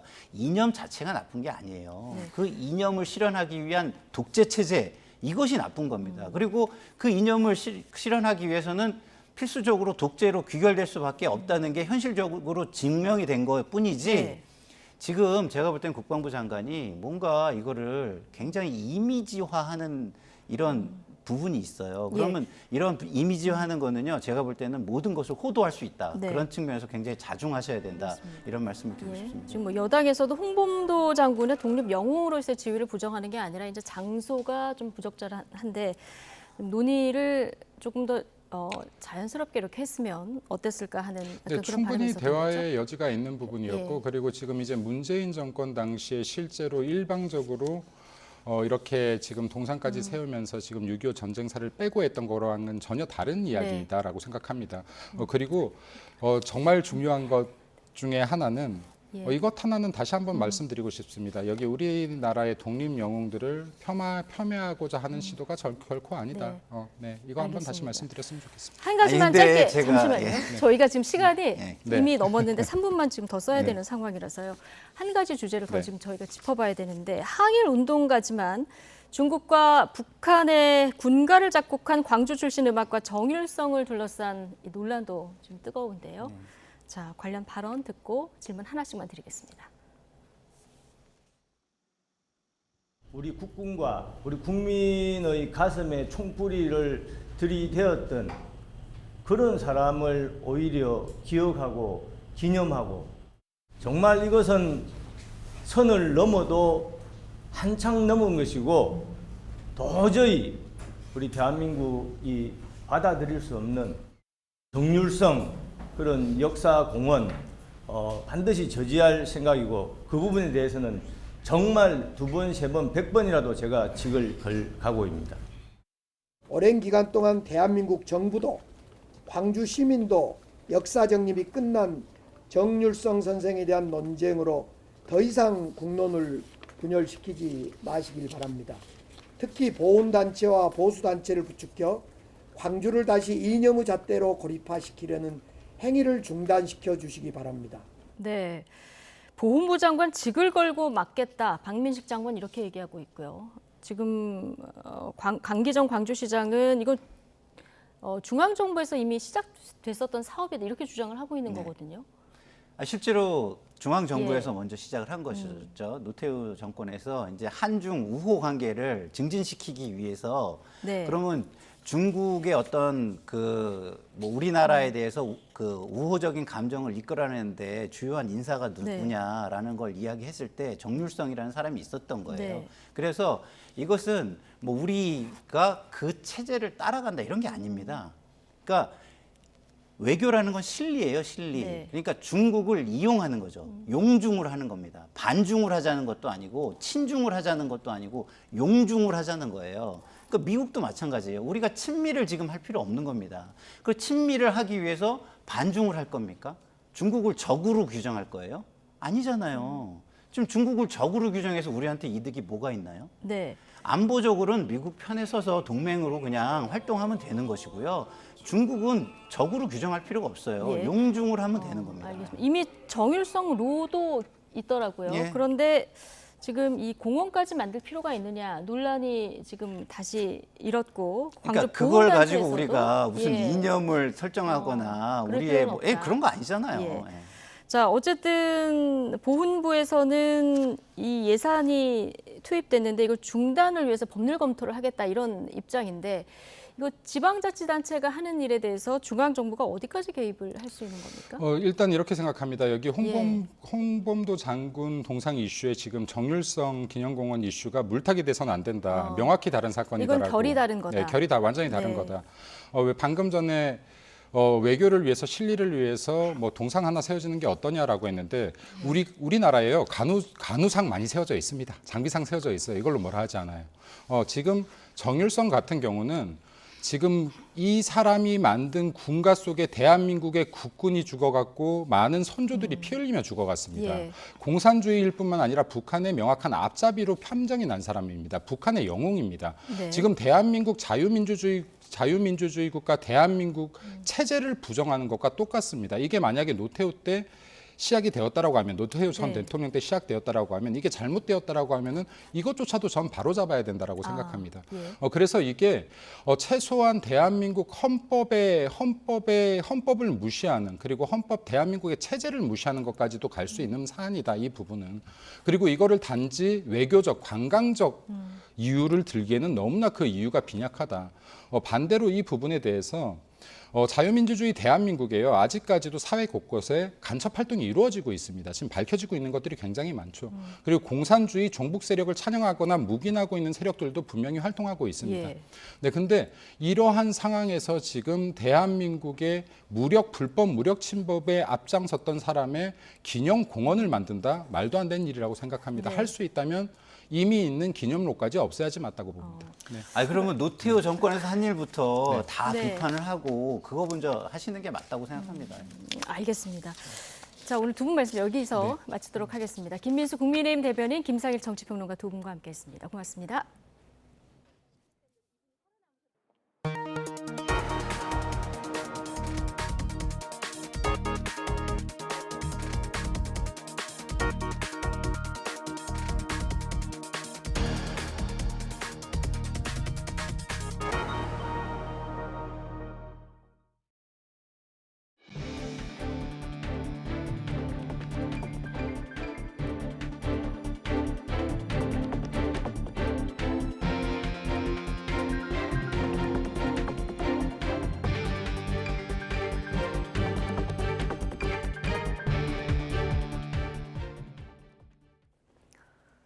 일본이 후쿠시마 원전 오염수를 방류한 이후 우리 해역의 방사능을 검사한 정부의 첫 조사 결과가 나왔습니다. 네, 한마디로 안전하다는 게 결론인데 정치권의 공방은 갈수록 거세지는 모습입니다. 김경수 기자입니다. 해양수산부는 지난 24일 일본이 오염수를 방류한 다음 날 우리나라 세계 해역 15개 지점의 해양 방사능을 조사했습니다. 우선 남동 해역 5개 지점의 결과가 먼저 나왔는데 모두 이상이 없었습니다. 5개 지점 모두 세슘과 삼중수소가 WHO 먹는 물 기준 대비 훨씬 낮은 수준으로 나타나 방류 이후에도 우리 바다는 안전한 것으로 확인되었습니다. 정부는 나머지 10개 지점의 검사 결과도 나오는 대로 공개하고 지난 주말 추가로 조사한 지점의 방사능 수치도 신속히 분석할 계획입니다. 오염수 방류 직후 원전 근처 바다색이 변했다며 SNS에 퍼지고 있는 주장도 가짜뉴스라고 일축했습니다. 사진 촬영 시점이 방류 시작 전이라 앞뒤가 맞지 않을 뿐 아니라 해면이 노랗게 보이는 건 흔한 현상이라는 도쿄 전력 측의 설명이 있었다는 겁니다. 방류로 인해 사진의 현상이 발생했다는 주장은 우선 시간적으로 앞뒤가 맞지 않는 주장이고요. 해당 사진에서의 현상은 지극히 자연스러운 현상으로 오염수 방류와 연계할 사안은 아닌 것으로 판단이 됩니다. 정부는 수산물 소비 위축을 막기 위해 100일 동안 민관 합동으로 수산물 원산지도 특별 점검하기로 했습니다. 대통령과 국무총리 회동 자리에 수산물이 올라갔다는 걸 알리고 대통령실 구내식당도 우리 수산물 위주로 메뉴를 준비하기로 했습니다. 국민의힘은 정부의 수산물 소비 장려 방침에 힘을 실으며 민주당을 향해선 억지 선동과 괴담 유포를 멈추라고 날을 세웠습니다. 아무 전문성도 없는 민주당 국회의원들이 조사 장비 하나 없이 맨손으로 일본에 가서 고작 피켓 드는데 세금을 낭비하는 것은 정말 창피한 일입니다. 하지만 민주당은 지금이라도 오염수 방류 반대 입장을 천명하라고 윤석열 대통령을 압박하며 정부 심판론까지 꺼내들었습니다. 국민 어느 누구도 세계의 우물인 태평양에 독을 푸는 일본의 환경 범죄를 결코 용납하지 않을 것입니다. 국민의 생명을 하찮게 여기는 권력은 반드시 심판을 받았습니다. 9월부터 시작하는 정기국회에서도 오염수 방류를 둘러싼 정부 대응의 적절성과 피해 지원 대책 등을 두고 여야의 치열한 공방이 불가피해 보입니다. YTN 김경수입니다.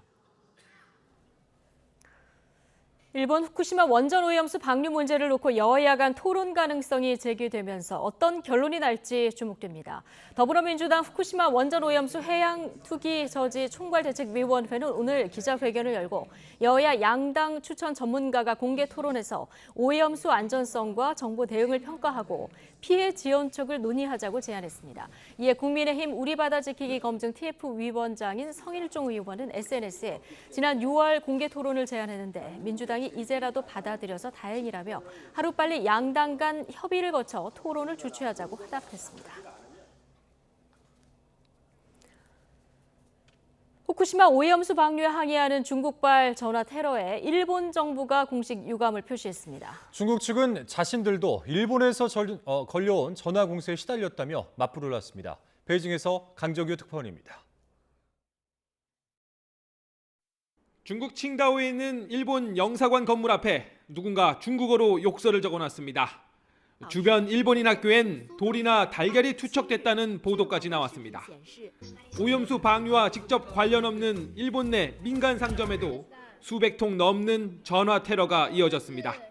ただいまの時間は受付時間外でございます。妈的，他下班了，重找一个，随便找个酒店。 모시모시. 중국인들의 무분별한 분노 표출에 일본 정부가 태세를 바꿔 역공에 나섰습니다. 中国側に対しては、国民に冷静な行動を呼びかけると適切な対応を行うとともに処理水について正確な情報を発信することを強く求めており 주일 중국 대사를 불러 자국민과 외교 공관의 안전 확보를 요구하며 항의하기도 했습니다. 열린 여당 대표의 방중이 퇴짜를 맞으면서 전하지 못한 수산물 금수 조치 철회도 함께 요구했습니다. 그러자 주일 중국 대사관 역시 일본에서 발신된 전화 공세에 시달렸다고 맞받아쳤습니다. 중국 정부도 굴하지 않고 연일 일본 책임론을 부각했습니다. 미국조차 올해 상반기 일본 농림수산물 수입을 5,700만 달러나 줄였다며 안전성을 비꼬았습니다. 声称对日本核污染水排海计划满意的美国，今年上半年，美国减少了从日本进口农林水产。 동북아시아 신냉전 구도에 더해 해양 환경 문제까지 중일 간 악의 다툼은 더욱 치열해질 것으로 보입니다. 베이징에서 YTN 강정규입니다.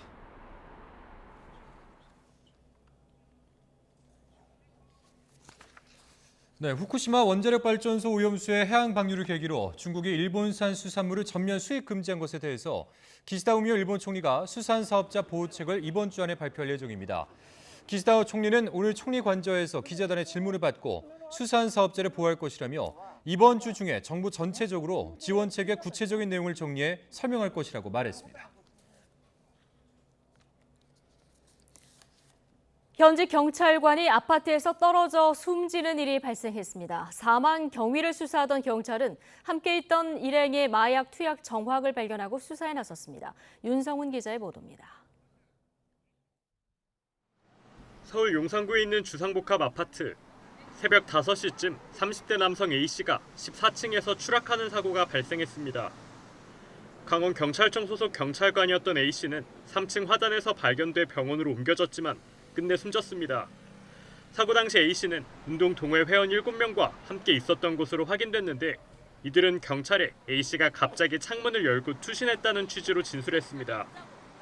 그런데 수사 과정에서 이들의 집단 마약 투약 정황이 발견됐습니다. 함께 머물렀던 집안에 주사기 등 마약류 관련 물품이 발견됐고 마약류 간이시약 검사에서도 일부가 양성 반응을 보였습니다. 이에 따라 경찰은 숨진 경찰관 A씨의 마약 투약 여부와 정확한 사망 원인을 규명하기 위해 국립과학수사연구원을 통해 부검을 진행할 방침입니다. 또 검사를 거부한 다른 일행에 대해서도 마약 투약 가능성을 열어두고 수사를 벌이고 있습니다. 경찰은 A씨의 추락사와 관련된 범죄 혐의점 등 모든 가능성을 열어두고 수사하고 있다고 밝혔습니다. YTN 윤성훈입니다. 이른바 태양광 사업 비리 의혹이 하나둘 실체를 드러내고 있습니다. 충남 태안 지역 태양광 사업과 관련해서 특수 목적법인 자금을 빼돌린 혐의로 한국사부발전 직원과 민간발전업체 관계자 등 6명이 재판에 넘겨졌습니다. 검찰은 이들이 골프 접대나 뇌물로 친분을 쌓은 뒤 서로 짜고 각종 비리를 저질렀으며 횡령하거나 회사에 끼친 손해가 70억 원에 달한다고 밝혔습니다. 양동훈 기자입니다. 거대한 태양광 패널이 끝이 보이지 않을 정도로 늘어서 있습니다. 한국서부발전과 민간발전사 두 곳이 500억 원이 넘는 사업비를 투자해 충남 태안군에 건설한 태양광 발전소입니다. 이 발전소를 포함한 태안군 내 태양광 발전 사업들과 관련해 한국서부발전 직원 A씨가 민간 발전업체들과 짜고 70억 원이 넘는 규모의 비리를 저지른 혐의가 검찰 조사에서 확인됐습니다. 검찰은 A씨가 이곳 태양광 발전소 사업을 위해 설립한 특수목적법인을 통해 거짓으로 8억여 원 규모의 용역을 발주한 뒤 그 돈을 관계자들과 나눠 가진 거로 조사됐다고 밝혔습니다. 검찰 조사 결과 태양광 사업 관련 경험이 많았던 A씨는 한국서부발전으로부터 관리자 역할을 부여받았습니다. 이 권한을 악용해 민간업체 관계자들로부터 골프 접대나 상품권 등 뇌물을 20여 차례 받았고 뇌물을 준 업체들은 전력시설물 설계 자격이 없으면서도 관련 용역을 수주했다고 검찰은 파악했습니다. A씨는 다른 특수목적법인에서 18억 원을 자기 통장이나 다른 업체 통장에 송금하는 등 횡령한 혐의도 받고 있습니다. 검찰은 A씨가 이사회 의결 등 절차를 지키지 않고 사업을 진행하다가 한국서부발전에 40억 원에 달하는 막대한 손실을 입히기도 했다고 덧붙였습니다. 공기업과 민간기업들 사이의 유착관계 및 결탁 사실을 밝혀 고질적인 금품 및 향응수수 비리를 차단하였고 관례라는 이름으로 자행되어 온 불법, 탈법적 형태에 대해서 경종을 울렸습니다. 검찰은 A씨와 함께 민간기업 임원 1명을 구속했고 나머지 관계자 4명과 법인 3곳은 불구속 상태로 재판에 넘겼습니다. YTN 양동훈입니다. 공사 대금을 부풀려 은행 대출을 받는 수법으로 100억대 돈을 챙긴 태양광 업자가 구속 기소됐습니다. 전직 지방의회 의장도 범행을 주도한 혐의로 함께 재판에 넘겨졌습니다. 김민성 기자의 보도입니다. 차량 한 대가 겨우 지나다닐 길을 따라 소규모 태양광 발전소가 설치돼 있습니다. 드론을 더 높게 띄워보니 이런 발전소 한두 곳이 아닙니다. 제가 서 있는 이곳은 최낙삼 전 정읍시 의장 일가족 소유의 땅입니다. 최 전 의장 측은 이처럼 정읍시 내 37군데 태양광 부지를 조성했습니다. 문제가 된 건 발전소 설립 과정입니다. 검찰에 따르면 최 전 의장은 시의장 지위를 이용해 비교적 저렴하게 태양광 부지를 조성했습니다. 이를 직접 보유하거나 인허가 등 공사 준비를 마친 부지를 다른 사람에게 판 것으로 조사됐습니다. 최 전 의장은 2020년 7월에서 9월 사이에는 태양광 업체 대표에게서 두 차례에 걸쳐 모두 8,600만 원 상당의 뇌물을 받았습니다. 동업자와 사업 자금을 주고받았다는 게 최 전 의장의 주장입니다. 도시계획위원회 위원으로 참석을 해서 그 개발 행위 허가가 꼭 필요하다 이런 주장을 강력하게 한 것으로 확인되었습니다. 태양광 시공업자와 관련 관계 공무원을 자기 사무실로 불러서 좀 도와줘라. 업체 대표는 최 전 의장을 비롯한 발전 사업자들과 공모해 공사비를 부풀린 가짜 세금 계산서를 은행에 내고 2018년부터 4년간 모두 120억 원을 챙긴 것으로 드러났습니다. 주로 땅값이 싼 농지에 발전소를 조성해 건설 비용을 줄였습니다. 1000kW 이하의 민간 태양광 발전소 전기를 한국전력이 의무적으로 구매해야 하는 재생에너지 의무적 계약 제도를 악용하기도 했습니다. 검찰은 은행 대출액 외에 이들이 발전소를 팔아 남긴 추가 수익 규모도 조사하고 있습니다. YTN 김민성입니다.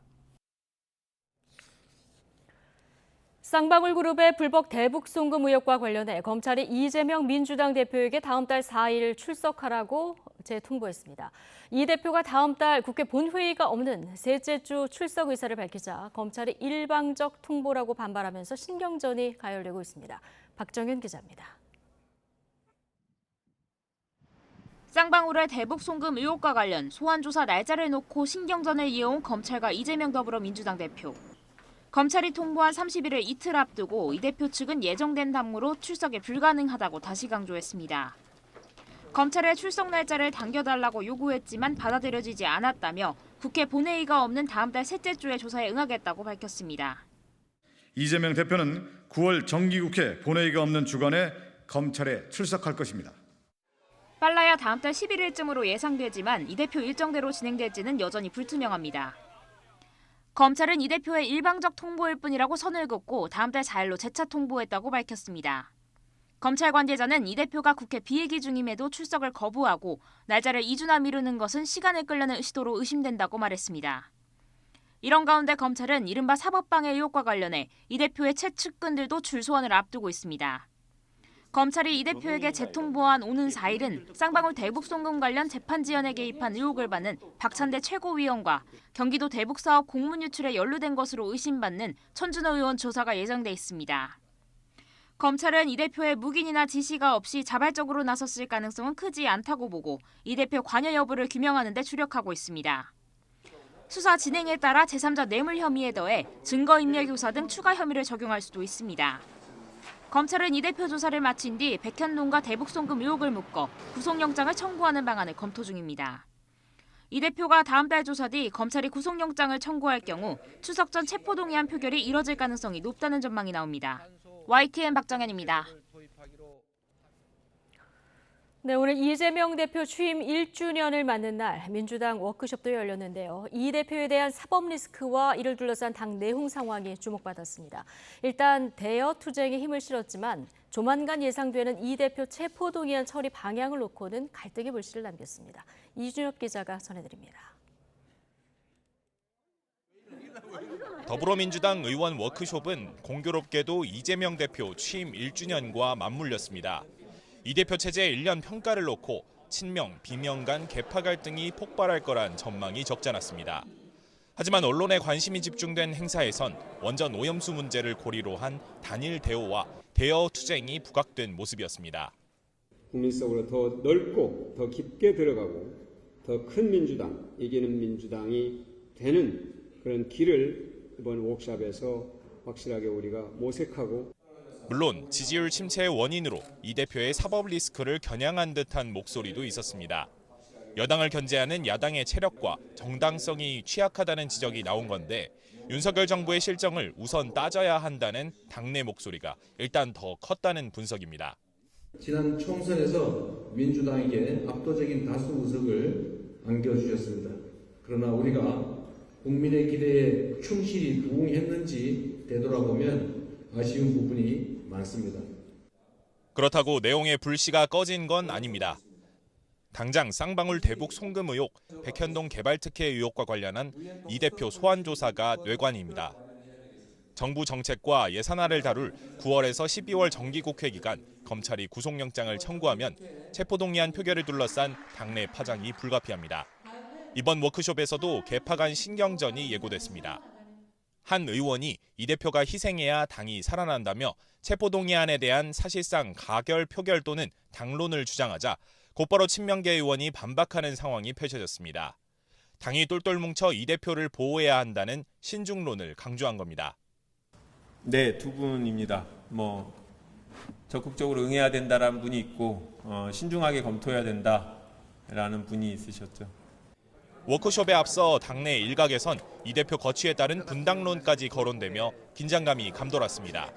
대여 공세라는 기치 아래 잠시 수면 아래에 있는 제1야당의 내홍이 언제든 분출할 수 있다는 관측이 나오는 이유입니다. YTN 이준엽입니다. 분당 서현역에서 차량 돌진 사고를 내고 흉기 난동을 벌였던 최원종의 차량에 치인 여성이 숨졌습니다. 경기 남부경찰청은 피해자 20대 A씨가 오늘 밤 9시 50분쯤 사고를 당한 지 25일 만에 숨졌다고 밝혔습니다. 지난 3일 발생한 최원종의 범행으로 지금까지 A씨를 포함해 차량에 치인 2명이 숨졌고 12명이 다쳤습니다. 최원종은 살인과 살인 예비 등 혐의로 수원지검 성남지청에 구속 송치됐습니다. 코로나 치료제 임상 승인 로비 의혹과 관련해서 검찰이 식품의약품안전처에 대한 강제 수사에 착수했습니다. 검찰은 식약처 A 전 처장의 청탁금지법 위반 혐의를 들여다보고 있습니다. 류서현 기자입니다. 제약업체가 코로나19 신약 개발 과정에서 식품의약품안전처에 로비를 벌였다는 의혹을 수사하는 검찰. 지난 1월에 이어 7개월여 만에 다시 식약처 압수수색에 나섰습니다. 이번엔 식약처장실이 압수수색 대상에 들어갔습니다. 검찰은 재작년 코로나19 치료제 임상 승인이 나게 해달라고 제약업체에서 청탁받은 혐의로 A 전 식약처장을 수사하고 있습니다. 이와 관련해 국민권익위원회에서 A 전 처장의 로비 의혹 수사를 의뢰받기도 했습니다. 검찰은 제약업체 이사 B씨에게 9억 원을 받은 사업가 양모 씨가 청탁 내용을 더불어민주당 모 의원에게 전달했고 해당 의원이 A 전 처장에게 연락한 것으로 의심하고 있습니다. 또 양 씨가 청탁과 관련해 지인에게 이야기하는 대화 녹취도 확보한 것으로 전해졌습니다. 해당 제약업체가 개발한 코로나19 치료제는 실제로 재작년 10월 식약처에서 국내 2-3상 임상시험 계획을 승인받았습니다. 다만 지난 5월 알선 수재 혐의 등으로 양 씨에 대해 청구된 구속영장은 법원에서 기각됐습니다. 검찰은 이제껏 확보한 자료를 토대로 A 전 처장에게 청탁금지법 위반 혐의 등 법적 책임이 있는지 따져볼 것으로 보입니다. 취재진은 A 전 처장과 민주당 의원의 입장을 묻기 위해 수차례 연락을 시도했지만 답변을 듣지 못했습니다. YTN 유서연입니다. 이태원 참사 당시 용산구청 안전재난과장이었던 A씨가 참사 관련 보고를 받고 택시를 이용해 출근하다 차가 막히자 되돌아갔다는 증언이 나왔습니다. 서울 서부지방법원에서 열린 박희영 용산구청장과 A씨 등 4명에 대한 재판에서 증인으로 출석한 택시기사 B씨는 이같이 밝혔습니다. B씨는 서울 청파동에 있는 교회 앞에서 A씨를 태웠지만 삼각지역과 녹사평역 사이에 있는 국방컨벤션에서 10분 정도 지체하니까 원위치로 가달라고 해서 손님을 내려줬다고 말했습니다. 온라인 과외 앱으로 만난 또래 여성을 살해하고 또 시신을 훼손한 혐의로 기소된 정유정이 법정에서 계획적인 범행이 아니었다고 주장했습니다. 정유정의 변호인은 비공개 재판을 요청하기도 했는데 재판부는 국민의 알 권리도 중요하다며 거부 가능성에 무게를 실었습니다. 차상은 기자입니다. 살인과 사체 훼손 등의 혐의로 기소된 정유정이 두 번째 공판 준비 기일에도 출석했습니다. 출석 의무가 없는데도 변호인 옆에 앉아 판사 질문에 또박또박 답했습니다. 검찰의 공소 사실을 모두 인정하는지를 묻자 계획적인 범행이 아니었다고 말했습니다. 과외 앱을 이용해 혼자 사는 여성을 찾는 등 범행 대상을 치밀하게 정한 모습과는 상반된 주장을 한 겁니다.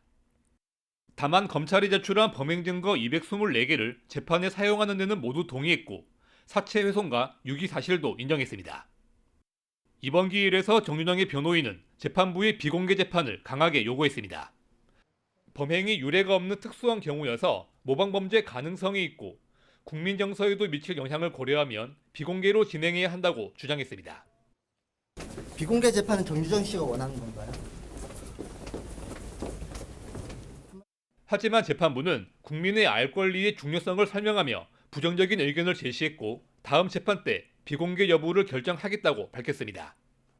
법원에 제출한 반성문에 성장 과정을 구체적으로 적어낸 정유정은 자신의 아버지와 할아버지, 새할머니 등 3명을 증인으로 신청했습니다. 또 정신과 약을 먹고 있다는 내용도 반성문에 넣어 재판부에 알렸습니다. 공판 준비 기일이 마무리되면서 이번 재판은 다음 달 18일부터 본격적으로 진행될 예정입니다. YTN 차상입니다. 항명 혐의를 받는 박정훈 전 해병대 수사단장이 국방부 검찰단에 출석을 했지만 진술 거부권을 행사하며 조사를 거부했습니다. 국방부 검찰단의 이첩 기록 탈취 가담 여부가 명백히 밝혀지지 않는 한 조사를 받을 수 없다는 입장인데요. 군 검찰은 박 전 단장의 잇따른 조사 거부와 관련해서 구속영장 청구 여부 등을 검토할 방침인 것으로 알려졌습니다. 임성재 기자입니다. 정복을 입은 박정훈 전 해병대 수사단장이 국방부 검찰단 청사 앞에 들어섭니다. 지난주 군검찰 수사심의위원회에서 박 전 단장의 항명 혐의에 대한 수사 계속 여부를 결론짓지 못한 뒤 이뤄진 첫 출석입니다. 출석 전 박 전 단장 측은 조사 거부 의사를 명확히 했습니다. 국방부 검찰단이 지난 2일 경찰에 이첩된 해병 순직 사건 기록을 위법하게 탈취하는 행위에 가담했을 가능성이 있다는 이유에서입니다. 지금 이 사건을 담당하고 있는 군 검사 역시 2023년 8월 2일 자행된 이첩 기록 탈취 행위에 상당히 깊이 관여된 걸로 보이고 있습니다. 따라서 박정훈 수사단장은 군 검사의 질문에 대해서 답할 이유가 전혀 없습니다. 실제 조사실로 향한 박 전 단장은 사실관계를 담은 진술서와 변호인 의견서만 낸 채 20여 분 만에 국방부 검찰단을 빠져나왔습니다. 조사 과정에서 박 전 단장 측은 외압 증거라고 주장하는 녹음 파일을 재생하려다가 실랑이가 있었고 예고대로 진술을 거부한 것으로 파악됐습니다. 일각에선 국방부 검찰단이 박 전 단장의 구속영장 청구 등 신병 처리에 나설 수 있다는 관측이 나옵니다. 지난 11일에 이어 이뤄진 두 번째 출석에서도 조사를 거부했기 때문입니다. 국방부 검찰단은 적법하게 경찰에 이첩된 사건 서류를 불법적으로 회수하였고 수사에 외압을 행사하고 부당한 지시를 한 국방부 예하 조직으로 공정한 수사가 이루어질 수 없기 때문입니다.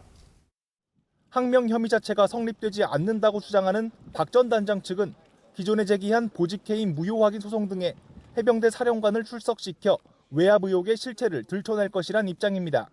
YTN 임성재입니다.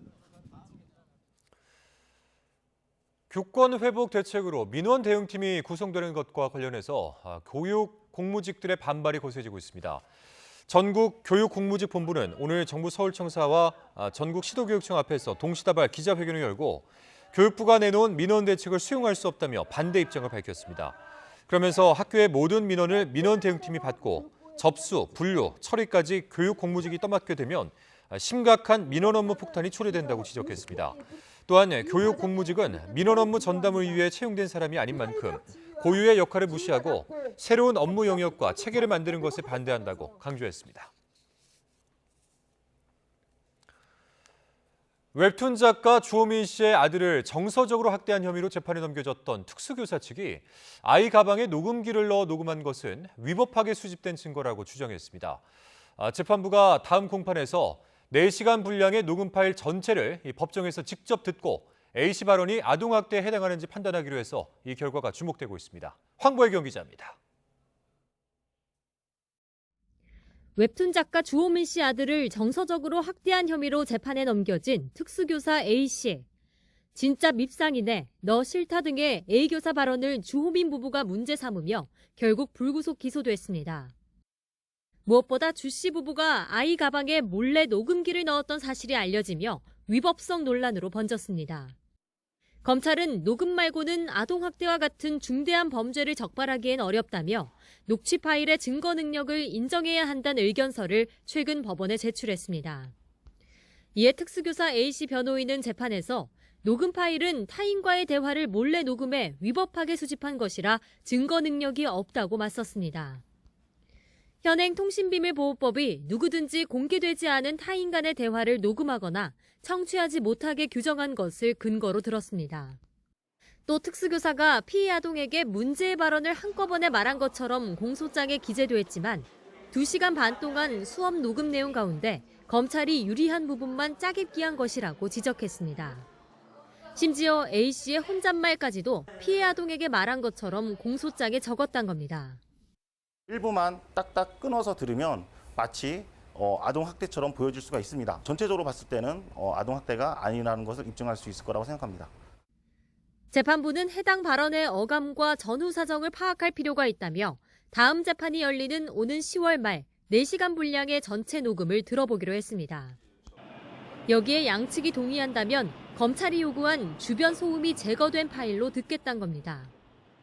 재판부는 녹음 파일이 위법하게 수집한 증거일 가능성에 대해선 1심 선고 때 함께 판단하겠다고 말했습니다. 앞서 주호민 씨는 특수교사 A씨에 대해 공개 사과의 뜻을 전한 뒤 최근 법원에 선처를 구하는 탄원서를 제출했습니다. 특수교사 A씨는 복직됐지만 현재 질병휴직 상태로 언제 교단에 다시 설지 아직 불투명한 것으로 알려졌습니다. YTN 황보혜경입니다. 이른바 중소돌의 기적이란 평가를 받았던 걸그룹 피프티피프티가 소속사를 상대로 계약을 해지해달라며 가처분 신청을 냈지만 법원이 받아들이지 않았습니다. 서울중앙지방법원은 오늘 피프티피프티의 멤버 4명이 소속사 어트랙트를 상대로 낸 효력정지 가처분 신청을 기각했습니다. 재판부는 피프티피프티가 계약 해지 사유를 충분히 소명하지 못했고 제출한 자료만으로는 신뢰관계가 파탄에 이르렀다고 보기 어렵다고 판단한 것으로 전해졌습니다. 성인용 화보 모델을 상습 성폭행한 혐의로 고소당한 소속사 대표가 같은 혐의로 또 고소당했습니다. 경기 부천 원미경찰서는 최근 성인용 화보 장르 모델 5명이 소속사 대표 A씨를 상대로 낸 고소장을 접수했습니다. 고소인에는 10대 미성년자도 포함됐습니다. 이들은 지난 2020년 5월부터 최근까지 A씨가 화보 촬영을 명분으로 성추행과 성폭행을 했다고 주장한 것으로 전해졌습니다. A씨는 지난달에도 소속사 모델 3명에게 성폭행 혐의 등으로 고소당했습니다. 대한변호사협회가 법무법인과 변호사를 겨냥한 사정당국의 연이은 압수수색을 비판하며 즉각 중단을 촉구했습니다. 의뢰인과 변호인이 공유한 사건 관련 대화나 자료 등을 강제수사 대상으로 삼아서는 안 된다는 건데요. 검찰은 명백한 불법 행위가 있는 경우에만 한정적으로 이뤄질 뿐이라고 맞서고 있습니다. 김철희 기자의 보도입니다. 영장 발부! 각성하라! 각성하라! 각성하라! 대한변호사협회 변호사들이 사정 당국의 압수수색을 규탄하고 나섰습니다. 금융감독원이 지난 10일 SM엔터테인먼트 시세 조종 의혹 관련성을 보겠다며 법무법인 율촌을 수색한 데 반발한 겁니다. 변협 측은 변호사와 로펌 압수수색이 일상화하면 의뢰인이 진실한 정보를 제공하지 않게 돼 조력받을 권리를 침해당한다고 비판했습니다. 또 의뢰인이 변호인과 주고받은 대화나 자료를 수사기관 등에 공개하지 않는 변호사 비밀 유지권 도입도 요원해진다고 주장했습니다. 변호사와 의뢰인 간의 신뢰관계를 무너뜨리고 법치주의를 후퇴시킨 매우 유감스러운 사태라고 할 수밖에 없다. 변호사 비밀 유지권은 영미권 국가에서 인정하고 있지만 우리 법엔 변호사가 직무상 알게 된 비밀을 누설해선 안 된다고만 돼 있을 뿐 명시적 근거가 없습니다. 이 때문에 검찰은 2016년 롯데그룹 조세 포탈 의혹을 시작으로 지난해 대장동 범죄 수익은닉 사건까지 주로 대형 로펌을 강제 수사 대상으로 삼아왔습니다. 피의자 직접 조사가 아닌 변호사 사무실을 털어 편하게 수사하려는 거란 비판에 대해 검찰은 불법을 묵과할 수는 없다고 반박하고 있습니다. 최근 이화영 전 부지사 변호인의 재판 파행 의혹과 위증 논란이 불거진 김용 전 부원장 변호인 압수수색이 모두 명백한 불법 정황에 따른 수사란 겁니다. 형사사법 정의를 확립한다는 점에서는 압수수색 대상이 돼야 되겠지만은 너무 남발되고 있는 경향이 있거든요. 변호인이 도움을 받을 권리 자체가 행해야 될 가능성이 있거든요. 국회에는 변호사 비밀 유지권을 법제화하는 변호사법 일부 개정안이 여러 건 발의돼 있지만 본격적인 논의가 이뤄지진 않고 있습니다. 같은 사람도 검찰의 수사 대상, 변호인에겐 의뢰인이 되는 공수 경계선에서 당분간 비슷한 진통이 반복될 것으로 보입니다. YTN 김철입니다.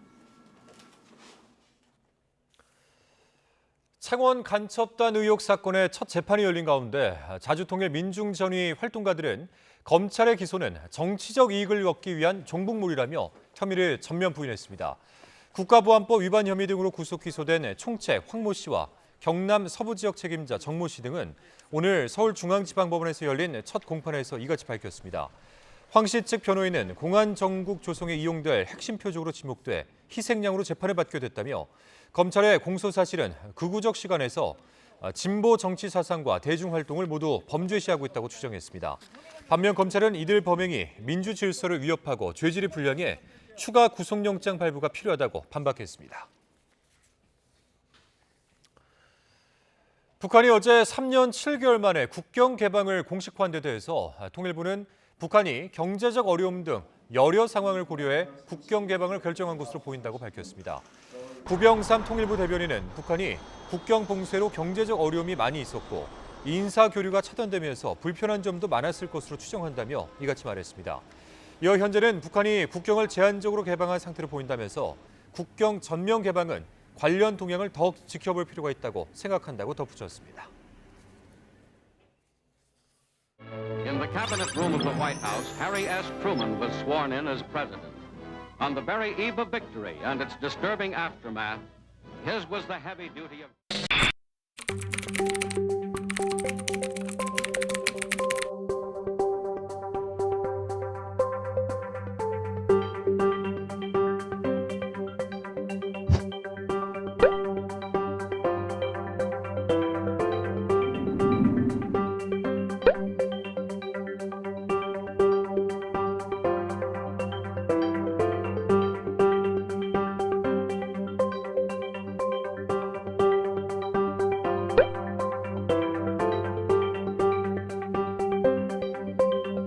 Typical of the nation's joy at the end of nearly 6 years of war in Europe.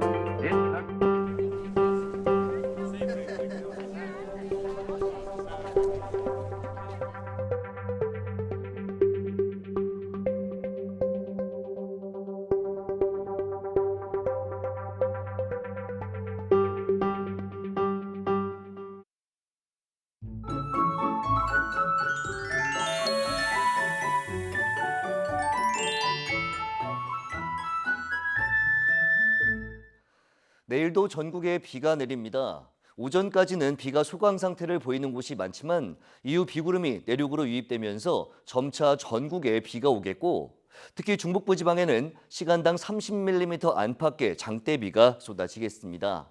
여기에 돌풍과 벼락도 동반되는 만큼 시설물 관리와 안전사고에 각별히 유의해 주시기 바랍니다.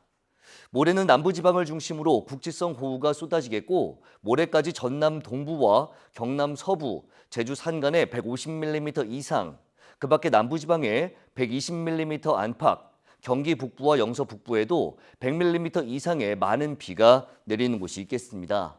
그 밖에 중부지방에는 최고 80mm 안팎의 비가 예상됩니다.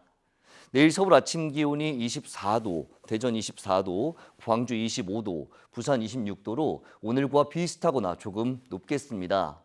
낮 기온은 서울 26도, 대전 29도, 광주 30도, 대구 30도로 중서부 지방을 중심으로 더위가 주춤하겠습니다. 모레 밤부터 점차 비가 그치겠지만 영남과 제주도는 주 후반까지 길게 비가 이어질 전망입니다. 날씨 정보였습니다. 월요일 뉴스나이트 마치겠습니다. 함께해 주신 여러분 고맙습니다.